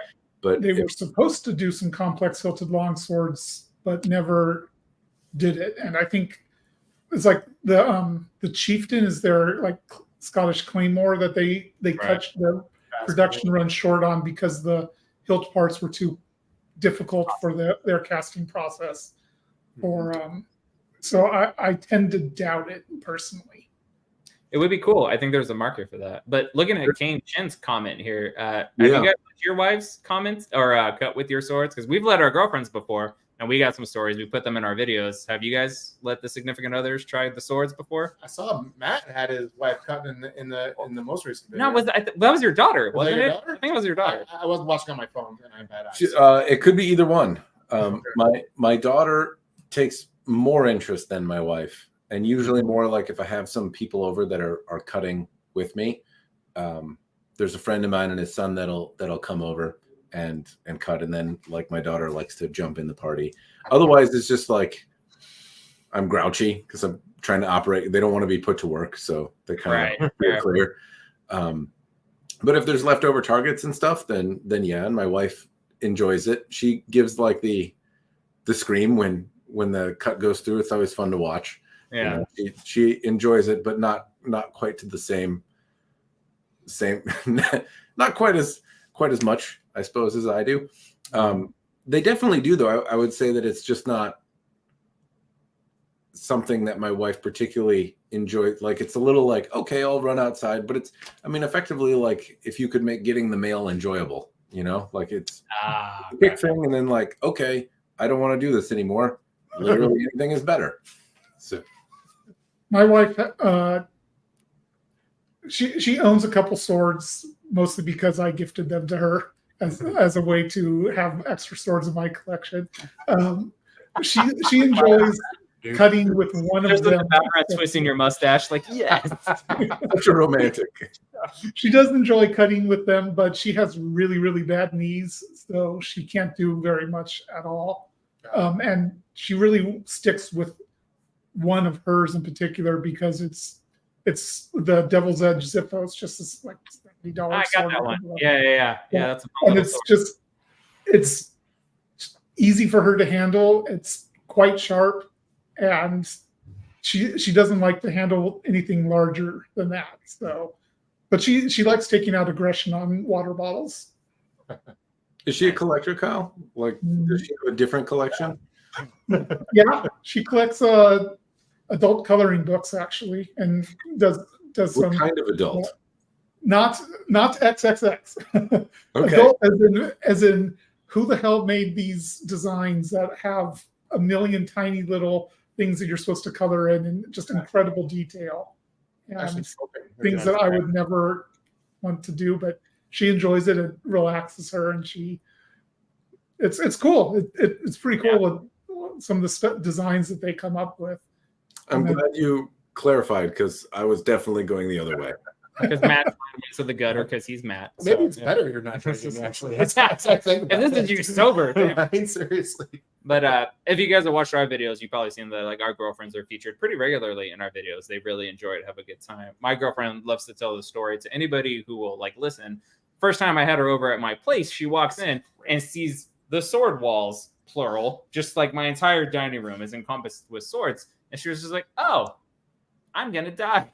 She's just like, well, I've lived a good life. I've lived a good life. I hope somebody takes care of my dog. And my train of thought is, at least I give you options to arm yourself. I'm giving you a chance.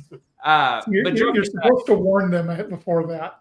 No, I did. I told them I'm a collector. They're everywhere. But Kyle, you could warn somebody, and then when they see it, it makes it real. It's a different thing. Definitely. But if you're charming enough, then you'll get by. But let me know when that works out. I have a slight fascination with metal sculptures, approximately 3 to 4 feet long. She really, really loves cutting stuff. Like the first time she cut something with a sword, she was like, "It's like shooting." She's like, "It's therapy." Like the way you feel, like just you do it. And then I was like, "I agree." So she's featured in like pretty much all of our videos because she just has a great time. And the same thing with your girlfriend, right? Yeah. It's fun too. We actually had them because Romance of Men sent us the same Unkobizukuri one that they sent you guys, and they also let us design a custom one. I don't know if y'all did that or not, but we had our girlfriends design it, so they got to like play with all the choices and everything. So it was kind of fun to see how it really fits for an entry level person because they are both entry level swords. And we're just like, you know what? We're going to record this to show the ease of use of the website. It'll be a 10-minute video. 40 minutes later, they're talking about lobsters and shit, and I'm just like, how am I going to edit that? Like, okay, that's fine. You guys just keep going. I'm gonna Do it live. Yeah, but they had a great time. It was a lot of fun. So That I do find that it brings out a lot of fun. There's some people that cut and then just get really into it. It sounds like you've found a couples event. It's a thing you do together, and hopefully continue to. My wife, it's kind of like a choice. In fairness, though, like, do you go out and actually cut stuff with your girlfriend while not filming it? yeah, Yes. yeah. Okay.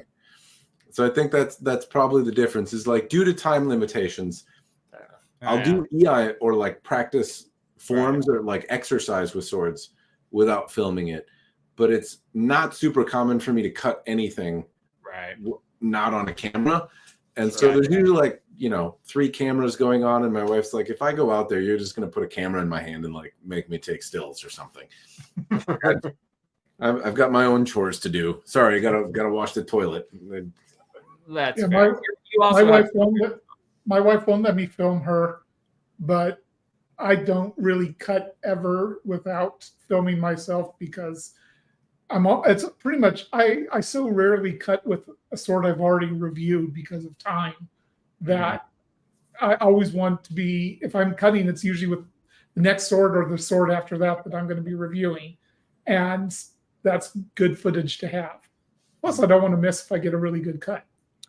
That has happened to us a few times. Like, we land a great cut and we're just like, why did we not just think to record this? Yeah. Plus, in your case, Kyle, it's bad water discipline, living in the desert. Yeah, the Aiel would be very, very ashamed of you if you're cutting open containers of water. Do you have any you miss cutting with, Kyle? Oh, yeah, all the time. I have, like, my Valiant Armory Tauber is one of my absolute favorite swords. And I almost never get to cut with anything other than the things I'm reviewing. And it's just time management. Putting out a review every 2 weeks is very demanding, and it's a tough schedule to keep up. I can appreciate it, especially when you try to keep a review going every couple of weeks. It's a lot of everything. Anyone that's made a video can appreciate the challenges in editing, even though like you get a little better at it, like it never is a quick. Right. It's never like you slap it together and like what used to take you 4 hours takes 2 hours. Which is great. Maybe that's doable, but it's never 10 minutes. Right, exactly. Yeah, Victor does most of our editing, and he said one thing that's good is as our format's gotten kind of more polished, there's fewer things to cut out, which is nice. So, but yeah, it's definitely it's very labor intensive for a fact. What's the hardest part for you guys to get when you edit? Do you like get it in one go, or do you like consistently screw up on one thing? We've gotten better at screwing up, and because normally you're, at least for me, particularly from doing therapy and stuff, my tendency is to correct myself very quickly when I make a mistake. And so we found that like we're getting better at pausing and saying, okay, cut that, let's try again, boom, and then nailing it the second time, so that the editing comes out better because we're giving better material to edit, if that makes sense. So we're kind of speaking to the medium rather than just sort of talking the way we talk normally. So that's been our biggest growth, I think. There's not much we screw up on the regular, I don't think. We often forget to talk about scabbards. That's one of our big things that we'll forget to do is like, oh yeah, it's got a scabbard too. So that's nice. You should know that. So that's one of our big things. That's one of the reasons I do my reviews very structured, so I don't forget about something. Yeah. But in terms of things I mess up all the time, it's just stumbling over words, and like I'll be going on a nice groove, just talking, and then out of nowhere, it's just a word slips out wrong, or I stutter or something, and I hate including that, so I have to re-record portions, or I realize I said something wrong and I have to re-record. I record forever. All my reviews, I probably record double the amount of time that goes into the footage, into the review, and have to edit it down from there. So I ramble way too much. That is very conservative. I screw up so much. The intro, probably 12 times. Hello, sword friends. Oh my god. Oh my god.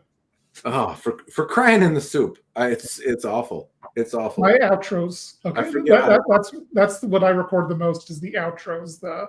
The thank you for watching and do the comments, the like, subscribe, all that bullshit. Yeah. That I don't think anybody even listens to because it's 35, 40 minutes into a review. Hey, I watch all of your videos from end to end, So and I they're getting appreciate longer. that. So you're welcome. What are we talking about? Like re-recorded stuff? Well, we're just talking about like Matt asked, like what aspects of the video are like challenging for us, and what do we tend to screw up on the regular? And I mentioned our continually forgetting about scabbards. That's a good. We do, section of yeah. ours. We like oftentimes in our video you'll see a hard cut Yeah, because like, we're like, oh shit, Scabbards! They're great. Yeah. We like them.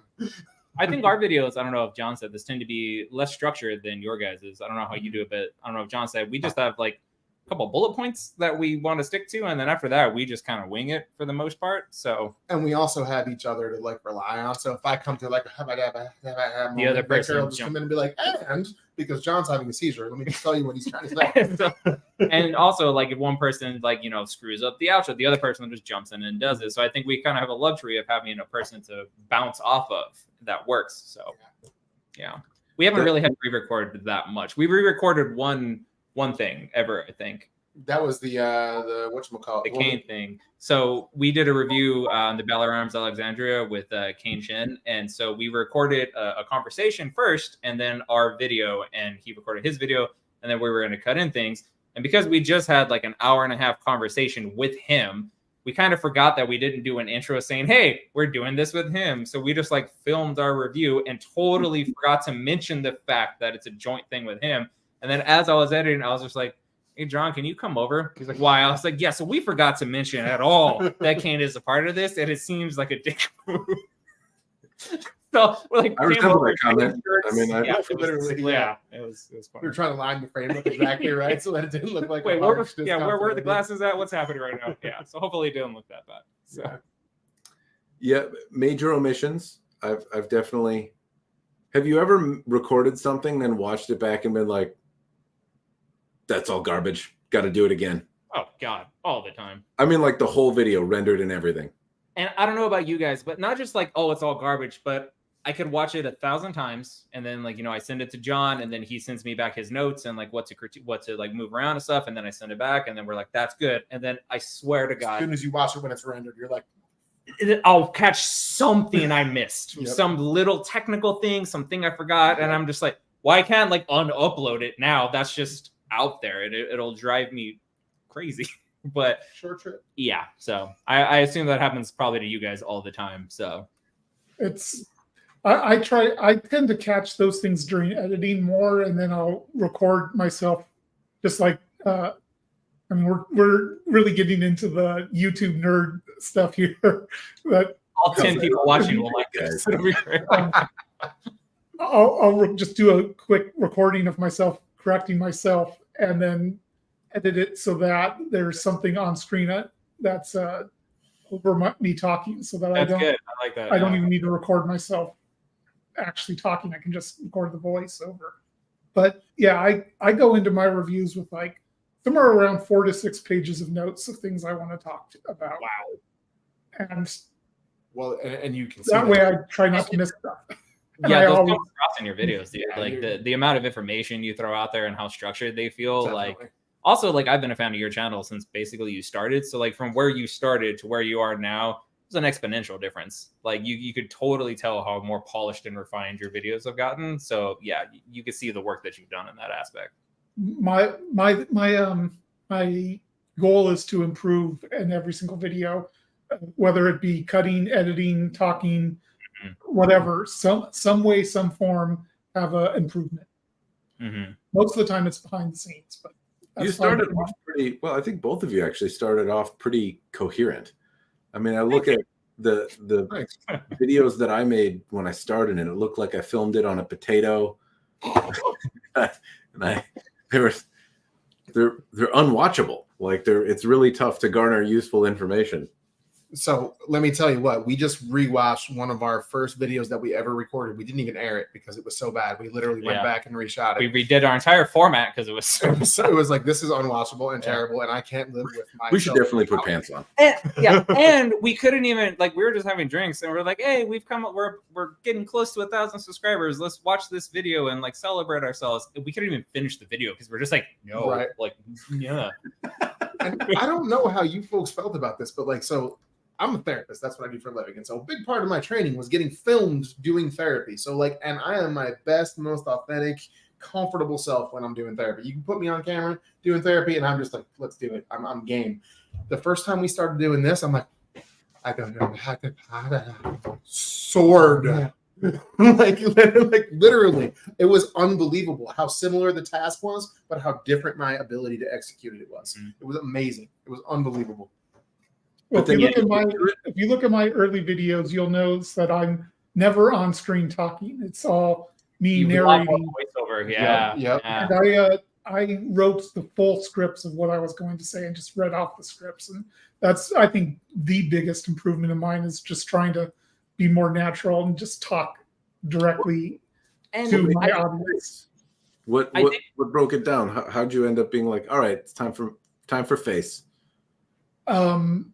I hate the way my voice sounds when I narrate. So, as opposed to my natural talking voice. Okay, that makes sense. I just want to let you know you were like rich chocolate. Just keep talking. It's smooth as hell. You've got a voice that could make a Wolverine purr.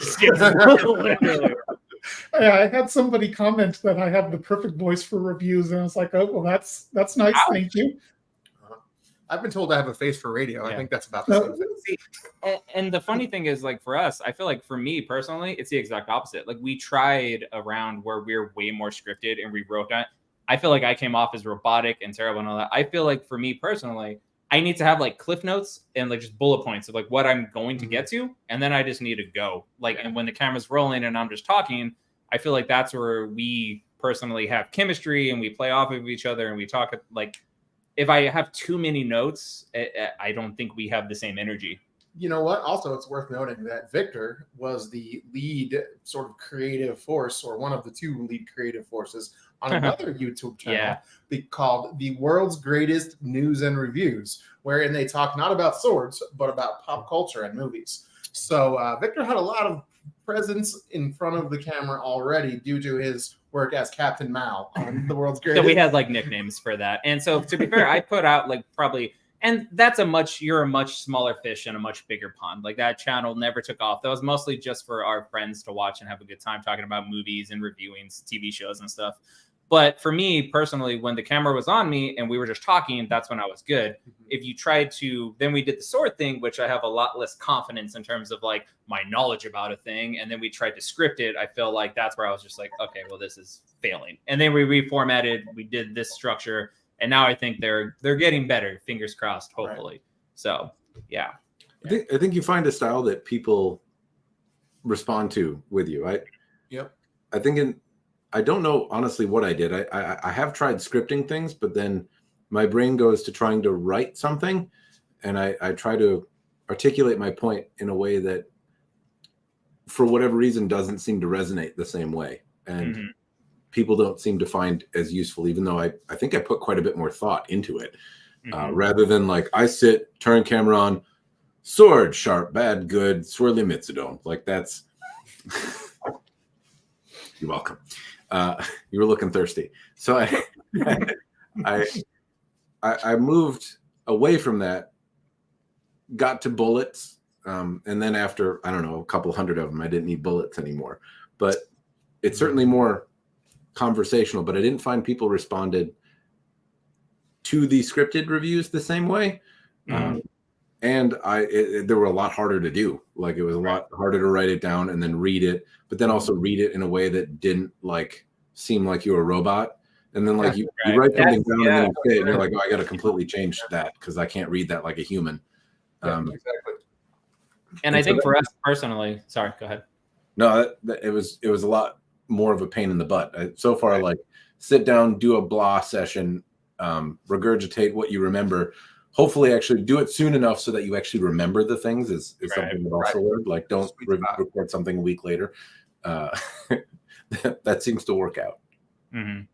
Well, and for us personally, like I think the number one positive comment that we get all the time is just like our banter together and our chemistry is fun. And I think a lot of people have commented that it feels like you're just hanging out and having a drink with your friends and BSing about swords. And that's obviously what we're going for. The amount of negative comments we've personally gotten haven't been that much. We get a few. We haven't been told that they hope we get ass cancer yet. And Matt, that's how we know we've made it. The second we get told that, then yes. First it's a review sample, then it's ass cancer. Yeah. That's how you know. So far, I feel like that's kind of the thing that differentiates us from other review channels is the relaxed conversational format. And I think we're leaning into that. Todd's Workshop. Yeah, Todd's Workshop. People I've seen that do the two people thing, so it's kind of fun. Yeah. So. Were you saying Todd gets a lot of negative commentary? No. Todd said to us in our review, he said, good review. I really like your content. And also like the two people thing that you have going on where you kick ideas back and forth and kind of bounce it off back and forth. He said his words were quite entertaining. Right. So and then we screenshotted that to each other. And I was like, oh my God, Todd commented on our video. We fangirled for a second. Yeah, we did. Yeah, that's kind of like when Peter Johnson has commented on one of my videos. It's like, I feel like suddenly I've made it. Right. Yeah. Like Sally Fields at the Academy Awards. They like me. They really like me. Or like Matt Easton commented on our video about the 14th century longsword that he and the Royal Armories did. And it's like, you want to fangirl up, but you're just like, no, pretend you've been there before. Like, thank you. I appreciate your comments, sir. I'm going to freak out. One peer to another, I can definitely. Like, oh, I also have a YouTube channel. Thank you for noticing.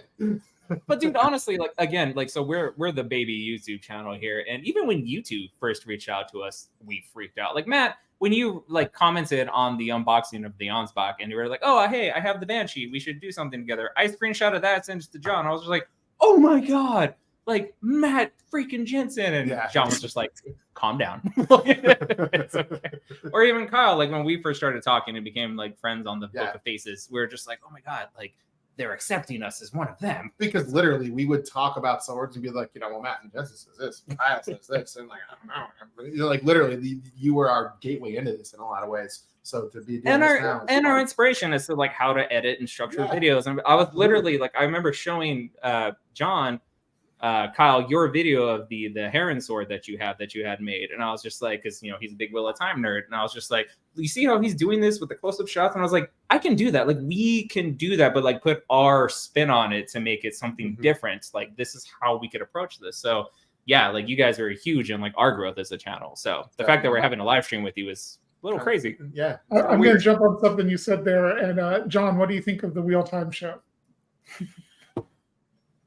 Oh, you need to get ready. He has a lot of thoughts. Therapy. Quick thoughts. If it was just a generic fantasy show, I'd probably be mostly okay with it. But I don't understand the creative decisions that they've made, and mostly I think that they've been detracting from what I think is great canon. That's if you want it in one sentence, that's what I would say. And you could probably say that exact same thing for the Lord of the Rings series and the Wheel of Time series. They're both exactly the same reaction. They're pretty. They're not bad. I really wish they'd made better creative decisions that followed the canon more closely. And if you want to see him get mad, we'll wait till after the live's done, and then he will go. It'll be great. I have a new appreciation for that question, Kyle. I'm making my way through Eye of the World now, the first Wheel of Time book. And it's you're in for a long ride. I'm a little more than halfway through, and I watched. So the Wheel of Time, I had tried to read it. And what I remember first is like I'm dyslexic, so reading is not super easy for me. But Brandon Sanderson and some other authors, for whatever reason, my brain seems to work with them a little easier. Robert Jordan is a tough one for me to read. And the first time I tried reading Wheel of Time, I was like, it's just about some chick braiding her hair. Like, I don't know. God damn it. Like, I get it. You braid your hair by the river. Like, fucking move on with the show.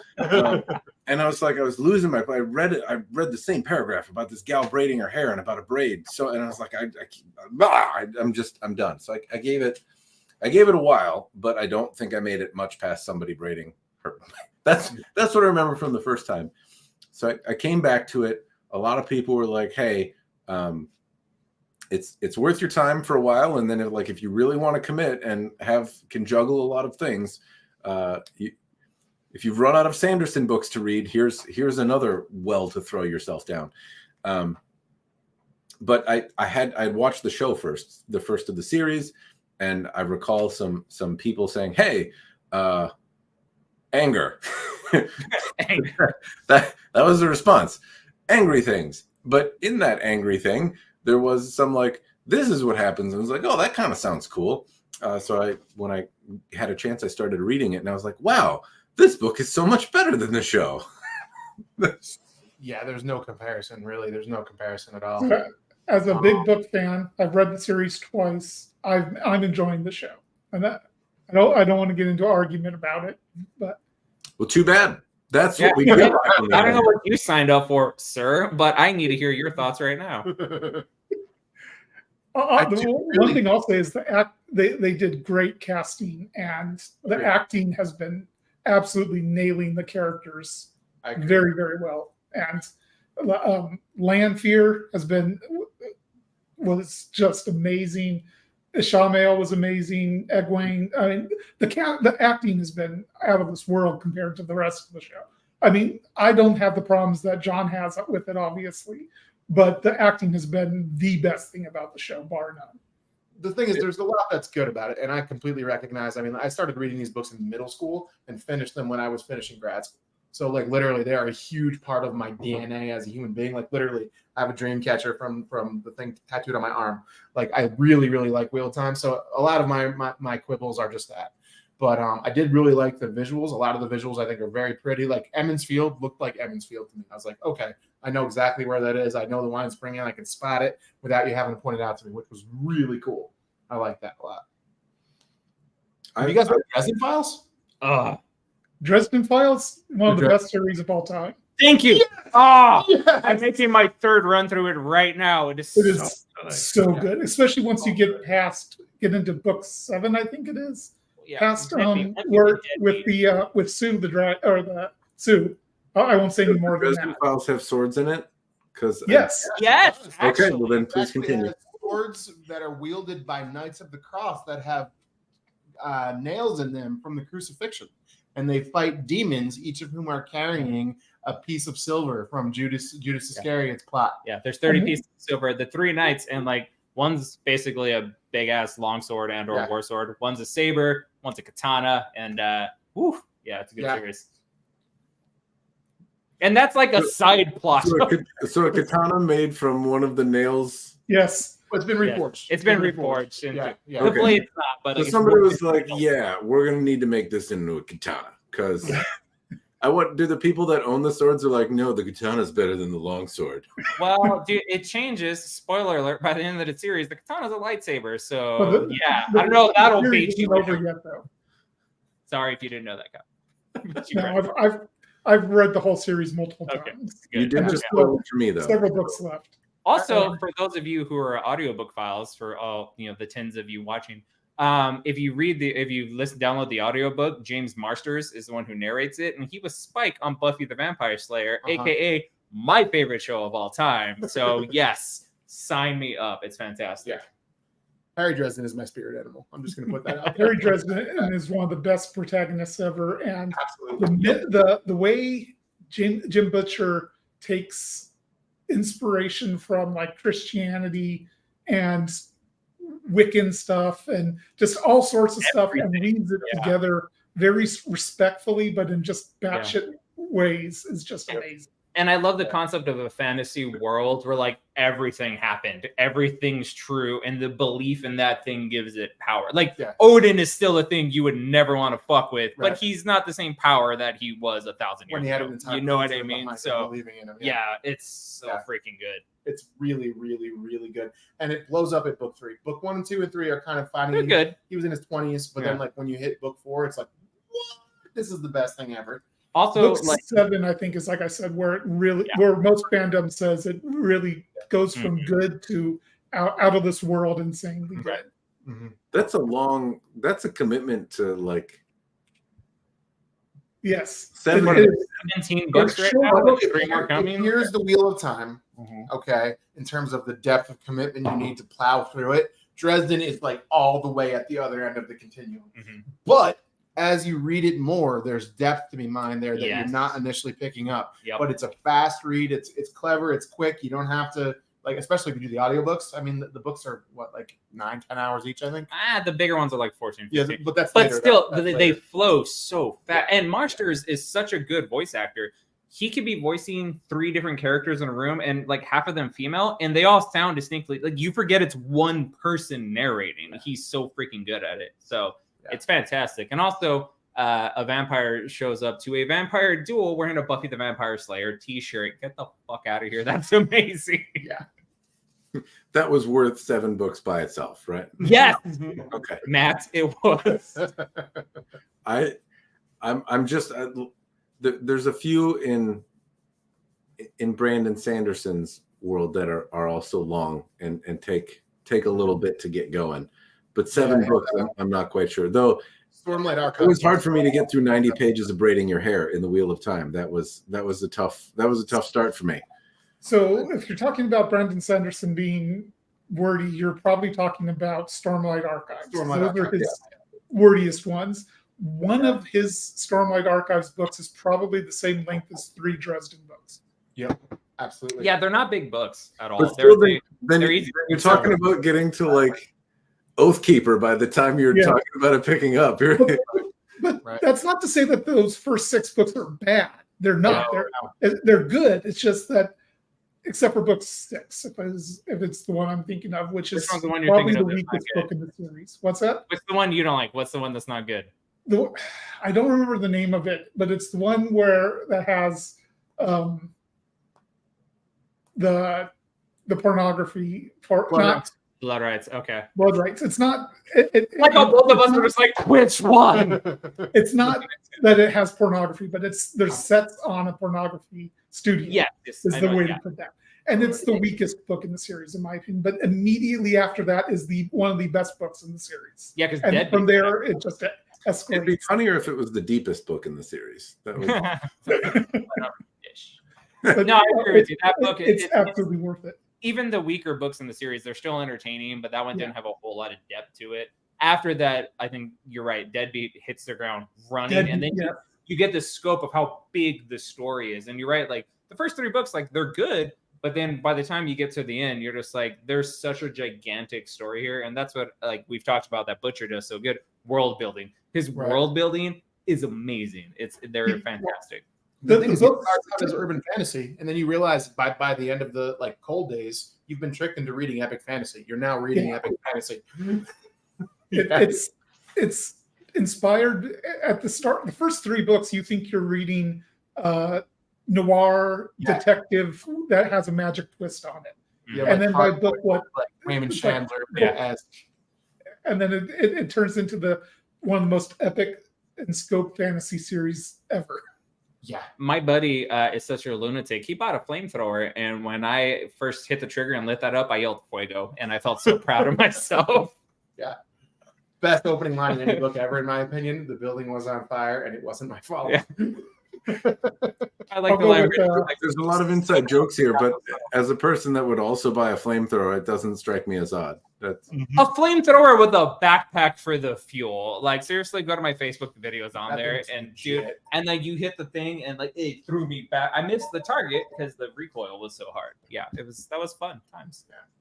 So swords, huh? This is a sword. Yeah, we're talking about swords. Well, we can. Somebody's asking about The Witcher 3. I'm not sure if on top of being nerds with the books, if you're also gamey game nerds. Yes, I have played that game. That is a fantastic game. It is a great game. I'm not a big Witcher game player. I don't like third-person games that much, but yeah, it's a good game. I'm bigger on third-person games than Mr. Hartz is over here. That is a fun game. I enjoyed it. It was not quite my thing, but I definitely thought it was a fun game. Although I lied, I did just play through Elder Scrolls. Yeah, you always play that game. Yeah. No, that's a hard game. Yeah. It's a lot different than The Witcher. Kyle, you're a big gamer, aren't you? Yeah, I just finished my first playthrough of Lies of P, which the best way to describe Lies of P is Dark Souls meets Pinocchio, and that's a sentence I never would have expected to Okay. make, but it is amazing, actually. What about Baldur's Gate 3? Have you guys jammed on that? I at all yet? started it and didn't really click with it. I'm going to go back to it at some point. Which one? I didn't hear you, Matt. Was that? Baldur's Gate 3. No, I haven't played that. It's fantasy RPG one. Okay. I don't think it'll be in your wheelhouse Probably that much, but yeah, it is for the PlayStation now. Unfortunately, it's another It's reason. D&D. Not to be a generic nerd, but I can't wait for Spider-Man 2 on the PS5. Like, clearly, that's what I'm excited for. I cannot wait for that to come out. Nice. But Witcher 3 is a great game. I definitely had a lot of fun with that. It's one of those games, though, that like a lot of the games that we all liked, like, holy crap, that sucked a lot of my time into. So, yeah. It got a little wordy. Like, I thought it was over so many times, and it kept going. And there was it happened to me twice where I thought the game was over, and I was like, okay, like, it's going to be over, so I'm just going to finish it tonight. And then I was like, God damn it, it's fucking tomorrow. It's not over. which might be the mark of a good game, that it just keeps you going. I mean, yeah, that was the thing, but I was like, it gave me a couple all-nighters, and I was like, that's, God damn it. But there were a lot of very fun parts to The Witcher 3. I would put that down as one of my all-time favorites. yeah. Skyrim goes in there. I'm not sure what you mentioned. Elder Scrolls. If you separate from the Elder Scrolls Online, because I can't take online crack anymore. I've chosen to stay married. Same thing with World of Warcraft. I follow you, so yeah. Yeah, that's it. People, like, a lot of folks are like, oh, there's a new MMO thing, and I'm like, you are walking a path where I cannot follow, my friend. So, It's like I'm how to sorry. be Pulp Fiction. He's like, I'm going to get a divorce. I don't want to get a I will divorce. see you in a few months. I wish you well. It's like, but why not? We're just going to play it and get sick of it. I'm like, but I will not. Mhm. I will see you in a few months, or you will see me and never. And I can't play MMOs anymore. I played World of Warcraft through Wrath of the Lich King, and then just I played too much MMOs, and the entire genre is pretty much ruined for me at this point. Yeah. Would you say your marriage is better for not playing them, Kyle? My wife still plays World of Warcraft, so Oh, Fair enough. left turn. Okay. she's incredibly supportive of any of my sessions. Nice. Nice. But she's got one of her own then. Like, Yes. how far down the rabbit hole, as it seems like people that have smoked that crack before, when you say your wife plays WoW, is it like sometimes she goes online and putzes around and reads, or is it like, no, she's in like No, she core rating she guild? likes low level stuff, so she just basically creates new characters, plays them to like 20 to 30, level 20 or 30, and then stops and plays a new character. Just enjoys going in there and just having fun and doing whatever. She's occasionally decided, oh, I'm going to join a guild and try, and then she gets sick of that very, very, very quickly and drops that very quickly. So she's much more of a casual player of a MMO, but she still plays Warcraft. Well, I'm just saying that style of play leaves room for Life. human, like that. I played and did like lots of raiding, and it was my life, and it was not conducive to having human. Yep, absolutely. No, for sure. The same thing. We were a decent raiding guild. We were pretty small, but we were all friends in real life, so we actually worked really well together. So we progressed pretty well. And I was pretty high ranked as a hunter on my server for a long time. But I was like, I'm putting 20 hours a week at least into this game, minimum, just to like stock my consumables and keep my character level and do all the things I need to do. And I was like, I can't do this anymore. Like, I just can't. I can't justify it to myself anymore. It's so much fun, and I have to stop. Yeah. Yeah. That's it too. It gets to a point where you're like, this has been fantastic, but I need to stop. Right. It was during Lich King, and I was harvesting leather in Northrend, and I'm like, I could be having like a real second job and making real money instead of selling this to buy arrowheads to raid with my friends. Like, maybe I should stop. Maybe it's time to stop now. You could be making better life choices. Right? It's like it's enough now. It's enough. Yep. So instead, you went into having a hobby that you spend money on buying swords. which is just as That's practical. commentary, sir. So Hey, on I that can't note, complain. so segue real quick, if I can, on video game related. Life balance, okay? Just calm down. Kyle, so I saw recently that a post for the Strawberry Moon was up for sale, and then I saw that you bought it, and literally my brain was like, "Of course, Kyle bought it." No, I did you not did. get covered. The Damian Slosky sword or whatever. No, Did you not? I got one from Cult of Athena called Strong Lily. Strongly, excuse me, But wrong title. So it was I a ended strong. up selling it. Yeah. What did you think of that sword? It was a gorgeous sword, and I wish I could have kept it. But I You ended just up selling it. resold it again, didn't you? I Yeah. resold it because my main computer died, and I needed money to. And there you go. Which fair, but that was the 20A is what that was. Yes. What did you think though? Like, is that? Oh God, I don't know if I've ever drooled over a sword that hard before. I tend not to form opinions on swords until I start reviewing them specifically, so that I don't form uninformed opinions. But Fair. I love that sword. what little I did of it, it hurt selling that sword. I did not want to sell it. Yeah, you didn't have it very long at all. So No, I was not shocked when you bought it, and then surprised when you sold it. I was just like, okay, something must be happening. Like that makes sense. So, sort of piggybacking off that question, if you had to, I know we all love our children the same, but if you had to pick a favorite sword that you have, like your favorite sword, what would it be? Well, Both of you folks. ooh, All of you folks, everyone. they have a lot though. Well, I Like, know, but so I answered this in the last live stream, actually, but I'll grab it while Matthew answers. Okay. Mine is I have a favorite. I think if there were, it's tough to say if I would grab it in a fire, because I still might love it even if it got burned down. You know what I mean? Like it wouldn't be the smartest monetary choice, but I have a and again, this is not advice for anyone. You will not like it like I do, because it's unreasonable that I do. But I have a Hanwei bamboo mat. For some reason, I got a weird Hanwei bamboo mat. It is like half a pound heavier than most Hanwei bamboo mats in the blade alone. So if I strip the koshrai off and just measure the weight of blades, it's like 8 ounces or something heavier than some of the other bamboo mats. Anyway, it's heavy, it's too heavy, and it's short for me. But for some reason, I love it. And I had it remounted many years ago as like a gift to myself, like it was like a birthday present. And that's my favorite sword. It's got so many of the things that would make you inebriated if I said them. So I would say that's probably my favorite, unreasonably and kind of sentimentally. That's my favorite. But yeah, I've certainly had other projects that I've really liked. I've got other swords, obviously, that I really like. But if you ask me, like, which one is my favorite, that one. It's not the one I use the most now, but right. It's my favorite. Every now and again, I pull it down and I'm like, do I still like you? And I'm like, yes. That's awesome. Makes sense. That's kind of what I was asking too. Like, not like what's your highest value or whatever, but just like what you love the most. So Kyle, if that's the Type 17, right? That's the Landgraf blade that's been rehilted. Yeah. Okay. Yep. Man, you know my collection as well as I do. You know what? I'm a little sword pervy. It's okay. Is that a copper wire wrap on the bottom? Yes. That's So copper this wire wrap is my favorite thing in the world. That's gorgeous. This is Albion Landgraf rehilted by Jeffrey Robinson, and actually this is replaced.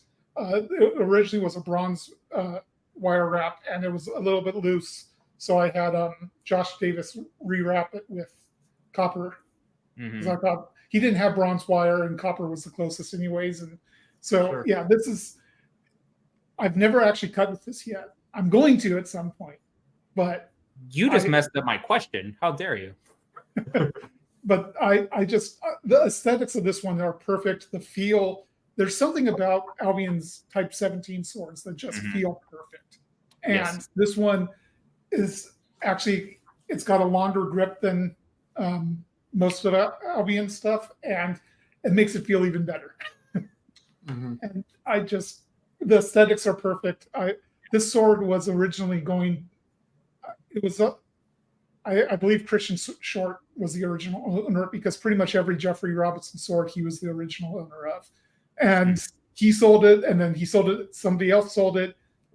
And then that owner put it up for sale, and I wanted to buy it, and I didn't have the money at the time. And I was selling swords, and I asked him if he would accept a trade for it, and he said no.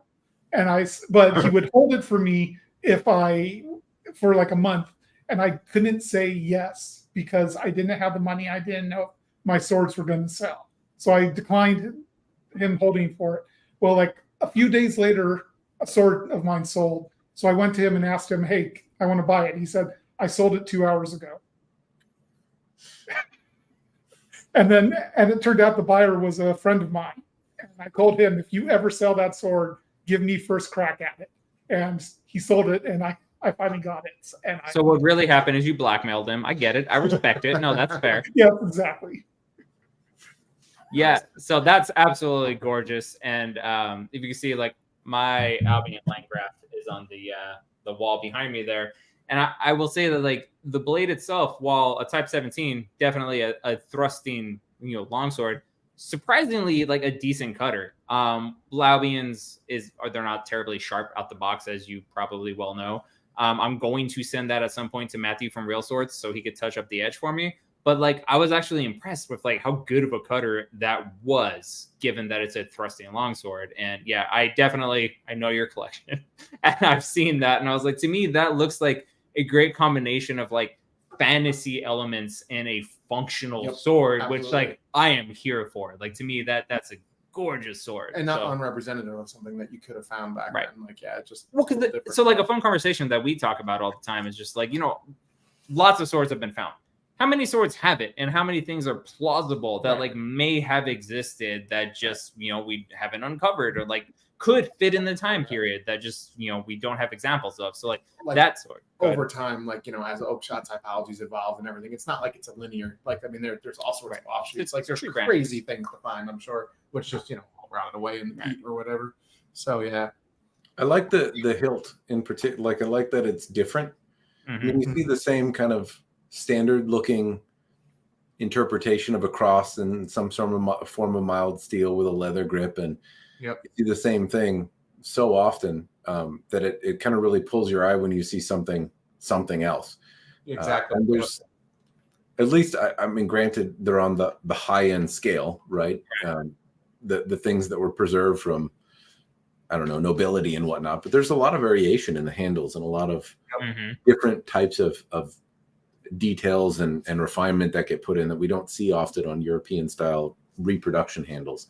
It'd be cool to see more of them, or if they're put on, they're kind of missed the mark. Like, also that, I've seen what is it? It was a windlass piece that had some sort of stitching kind of done in, some leather,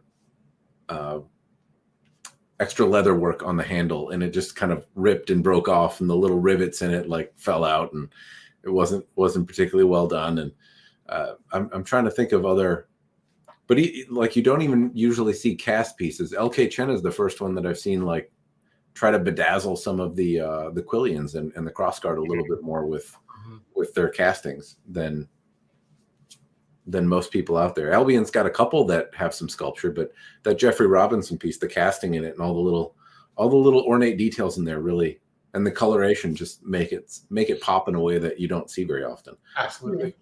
He's an absolute master at casting bronze and getting good detail, and just there's something about the specific shade of his bronze formulation that I absolutely love. It's got this really nice rich color to it without being shiny and blingy. Right. Speaking of bronze, have either of you ever handled the Neil Burge Bronze Age sword? Like that, I would absolutely love to. There's like 4 different models that I would love to get my hands on. But as far as I heard last time I checked, he wasn't making swords anymore. I think he was moving his shop or something like that happened. He won't sell outside of the UK because he doesn't want to deal with export law, with UK export laws. Okay. They're getting worse and worse too in terms of what they consider weapons, offensive weapons, and all that stuff. It's really, Madison's talked a bunch about that. It's really rough. Yeah, some of those are absolutely gorgeous. Yeah, that'd be fun. What about you guys? What's your what are you going to grab off the wall if there's a fire? John? You're gonna grab John off the wall? Is that where you park him? I do spend a lot of time on the wall. It's not weird at all. Don't worry about it. Get out of the stop drinking. Anyway, go ahead. You know what? Probably my Atrim F4. What's it? F4 F42.2 Falchion. Yeah. There is never a moment when I see it on the rack or walk past it or pick it up or like while I'm on a work conference call, like holding it over my shoulder like a dick, that it doesn't just make me happy. I appreciate that you're on a conference call for therapy and you're just like, yeah, no, seriously, he should talk about his problems. Like, Is it a video call? no. Matt, how dare you? No. What? Of course, it was a video That'd be call. great. Weird. Like, listen to this Exactly. psychopath as he's talking. I swear I'm psychologically sane for the most part. But no, He will pass the test. I love that sword. I love Right. it. I love the way it cuts. I love the way it handles. I love the way it looks. It's just like it's the most smiley sword I have. It's like I pick it up and I'm just like, oh hi, you again. I'm so happy about you. So yeah, that's my favorite. Hey, buddy. Exactly. Before Like, Vic oh, answers, yeah, it's like when before my cat- Vic answers, I'm going to point out that the Chinese sword guy picked a European sword. Thank you. Thank Although, you so much. Let me tell you what though.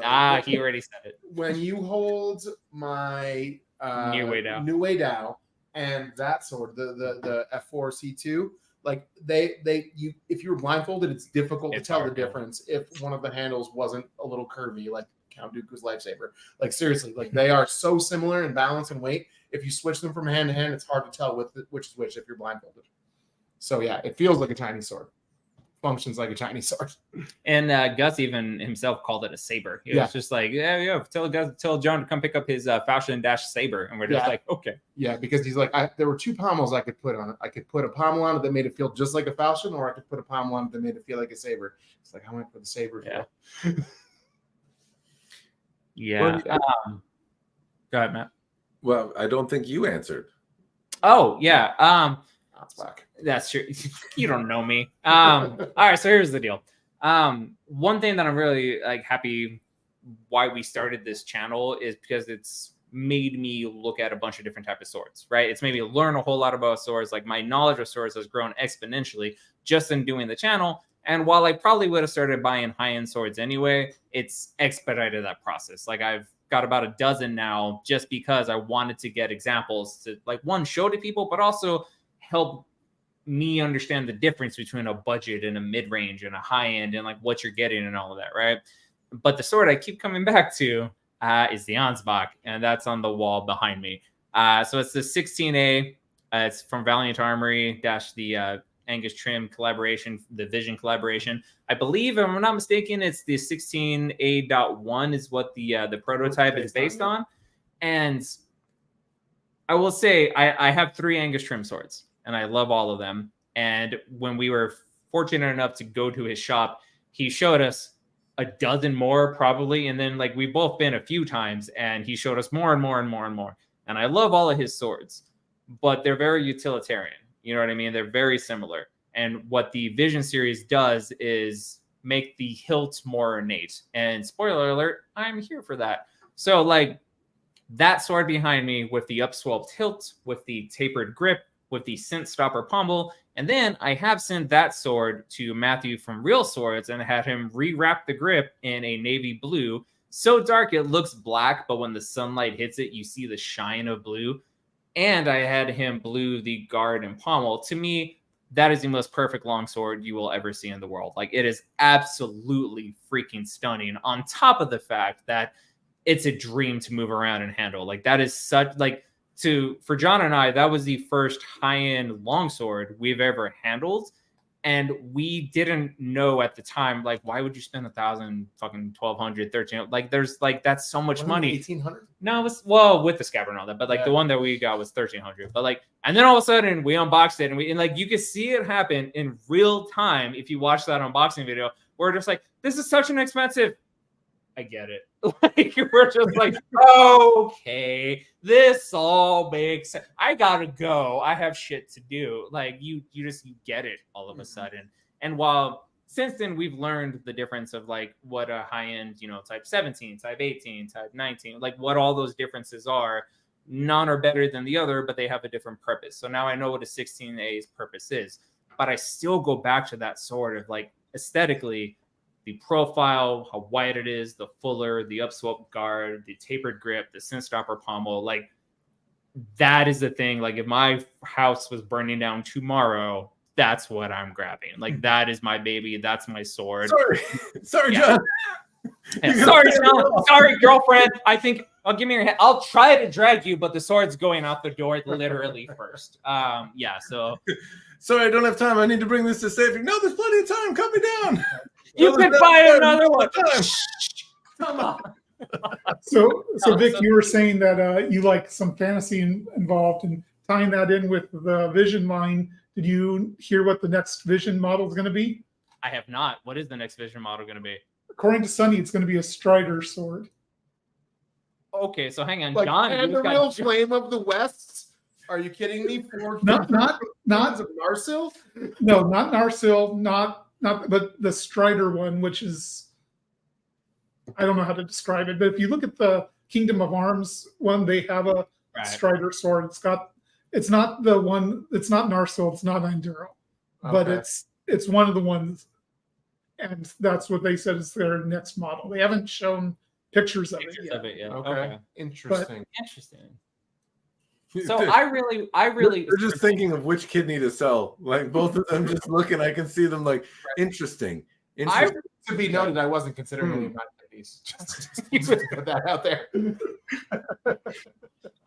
So that's interesting. I will definitely take a look at that. I'm really like, I have my fingers crossed that they're going to do a falchion soon, because there's so many great atrium falchions out there, and I want them to take one of those models and make that as a Valiant Armory version of my falchion. Yeah. My God, I would buy that in a heartbeat. I like my atrium falchion better than yours. I want them to do that. Mm-hmm. So yeah, Did did you feel that pretentiousness? Just because you're wrong. It'd be neat to see Valiant Armory, because they seem to have a knack for the detail side of things. Yeah. And I wouldn't mind seeing some of the German harshness on a Messer. Because I think he said he's working on the Messer also. Yeah, I think they could pull it off pretty well and make something. Yeah, he posted on Facebook a while ago asking people what they wanted to see, and somebody said a Messer, and he said he's working on one. Okay, I'm here for it. Damn it, Absolutely. Kyle. That's cool. I need to work more overtime. All right. What do you guys think? What do you guys look for in a fantasy sword? Inspired by historical designs. So, like, for example, like Atrium makes an amazing leaf-bladed longsword and leaf-bladed arming sword. And to me, those are absolutely, I mean, we know leaf blades work because there have been leaf-bladed swords. We know long swords work. If you put those two together, it's not completely outside the realm of what would be conceivable, and we know they work. They're both based on approved, like not approved, but like evolved designs that we know actually function well. I don't like it when people just put extraneous bumps and sharp things and angles and hand guards on things, which completely like obviate any sort of historical sword usage. I don't like that at all. So yeah, I like it to be. Vic and I talk about this a lot. Like, it's cool when you have a fantasy piece that's conceivable that maybe it might have existed somewhere. Historically plausible. Right. Is what we talk about. Like a thing that looks like, it doesn't look like anything that we have a record of, but could be possible for the time period, but with a little bit more flair and all that. So for me personally, like to build off your point, when I'm looking at fantasy swords, I want a functional fantasy thing that looks historically plausible. That's what I look for. For example, most leaf blades are made out of bronze traditionally, right? Mm-hmm. But if you look at Chinese swords, there are like multi-face blades that started out as bronze sword designs, which were then used as steel sword designs, which actually the reason that the multi-faces exist on the blade is because they were stabilizing the bronze's lack of stability. So the idea that you would find a steel sword with those sort of vestigial remnant of designs, like then sort of extrapolate that over to Europe and be like, wouldn't it be not that strange to find a swordsmith making steel swords in the shape of a leaf blade? Like, that's not that weird to think about. John, you're talking directly to the guy you're preaching to the choir right there with Bellatrix and talking about Chinese sword history and the bronze and steel transition. He knows all about that. So that's what I like about it. It's like it's conceivable that this could happen. And for me personally, it's even not just that, but like for instance, I have the Black Death Gothic longsword from Dark Sword Armory. And the thing I like about that sword is its blade is totally like plausible, but the thing that makes that quote unquote fantasy is that the guard kind of has this weird hooked up shape, and the fishtail pommel has a cutout in it that matches the aesthetic of the guard. And as far as I know, there's no records of a guard and a pommel like that ever having existed. But it seems like something that maybe could have happened. And then when you marry that up to the sword blade itself and the grip itself, you still have a very functional, although overbuilt because it's dark sword, long sword. But like you still have a very plausible sword that may have represent something that may have existed. You know what I mean? So like for me personally, that's where I kind of like fantasy. I want it to be something that like this might have existed, and it might have been like just one dude walking around with this, and people are looking at him like, "You're a bougie bitch," and then he murders them. Like that's so like looks cool to me, right? So yeah, unalive them. Sorry, YouTube algorithm. What do you guys think? None of us are winning the algorithm. Come on. I Kyle, think, how about you? I think seeing more decoration and creative decoration is oftentimes important in fantasy swords. And that goes back to what you were saying, Matthew, that a lot of swords on the market, especially if you look at the European swords, are very bare bones. You know, they don't have much decoration. And if you look at historical swords, they do have oftentimes have a lot of decoration. So taking that historical plausibility is important for me also. But adding on decorations that maybe that you didn't see historically, but are still don't impair the functionality. So getting engravings, getting etchings, maybe tweaking the blade shape a little bit, but still keeping usability in mind. Things that really draw the eye. Because, you know, when you think of most fantasy swords, they are ornate, and then they're also usually terrible. Because that takes away from the functionality, right? Yeah, so take the ornate part of it and marry it to a functional design, and you usually end up with something that looks great and is still usable. Right. Like the Wheel of Time swords. Like they basically took the fusion of like a Swiss saber and a katana, and they made it into something that balanced pretty appropriately, and it functions fairly well. I mean, you know, so yeah, absolutely, I agree with you. I think if I were to answer the question, it goes in two probably distinct directions.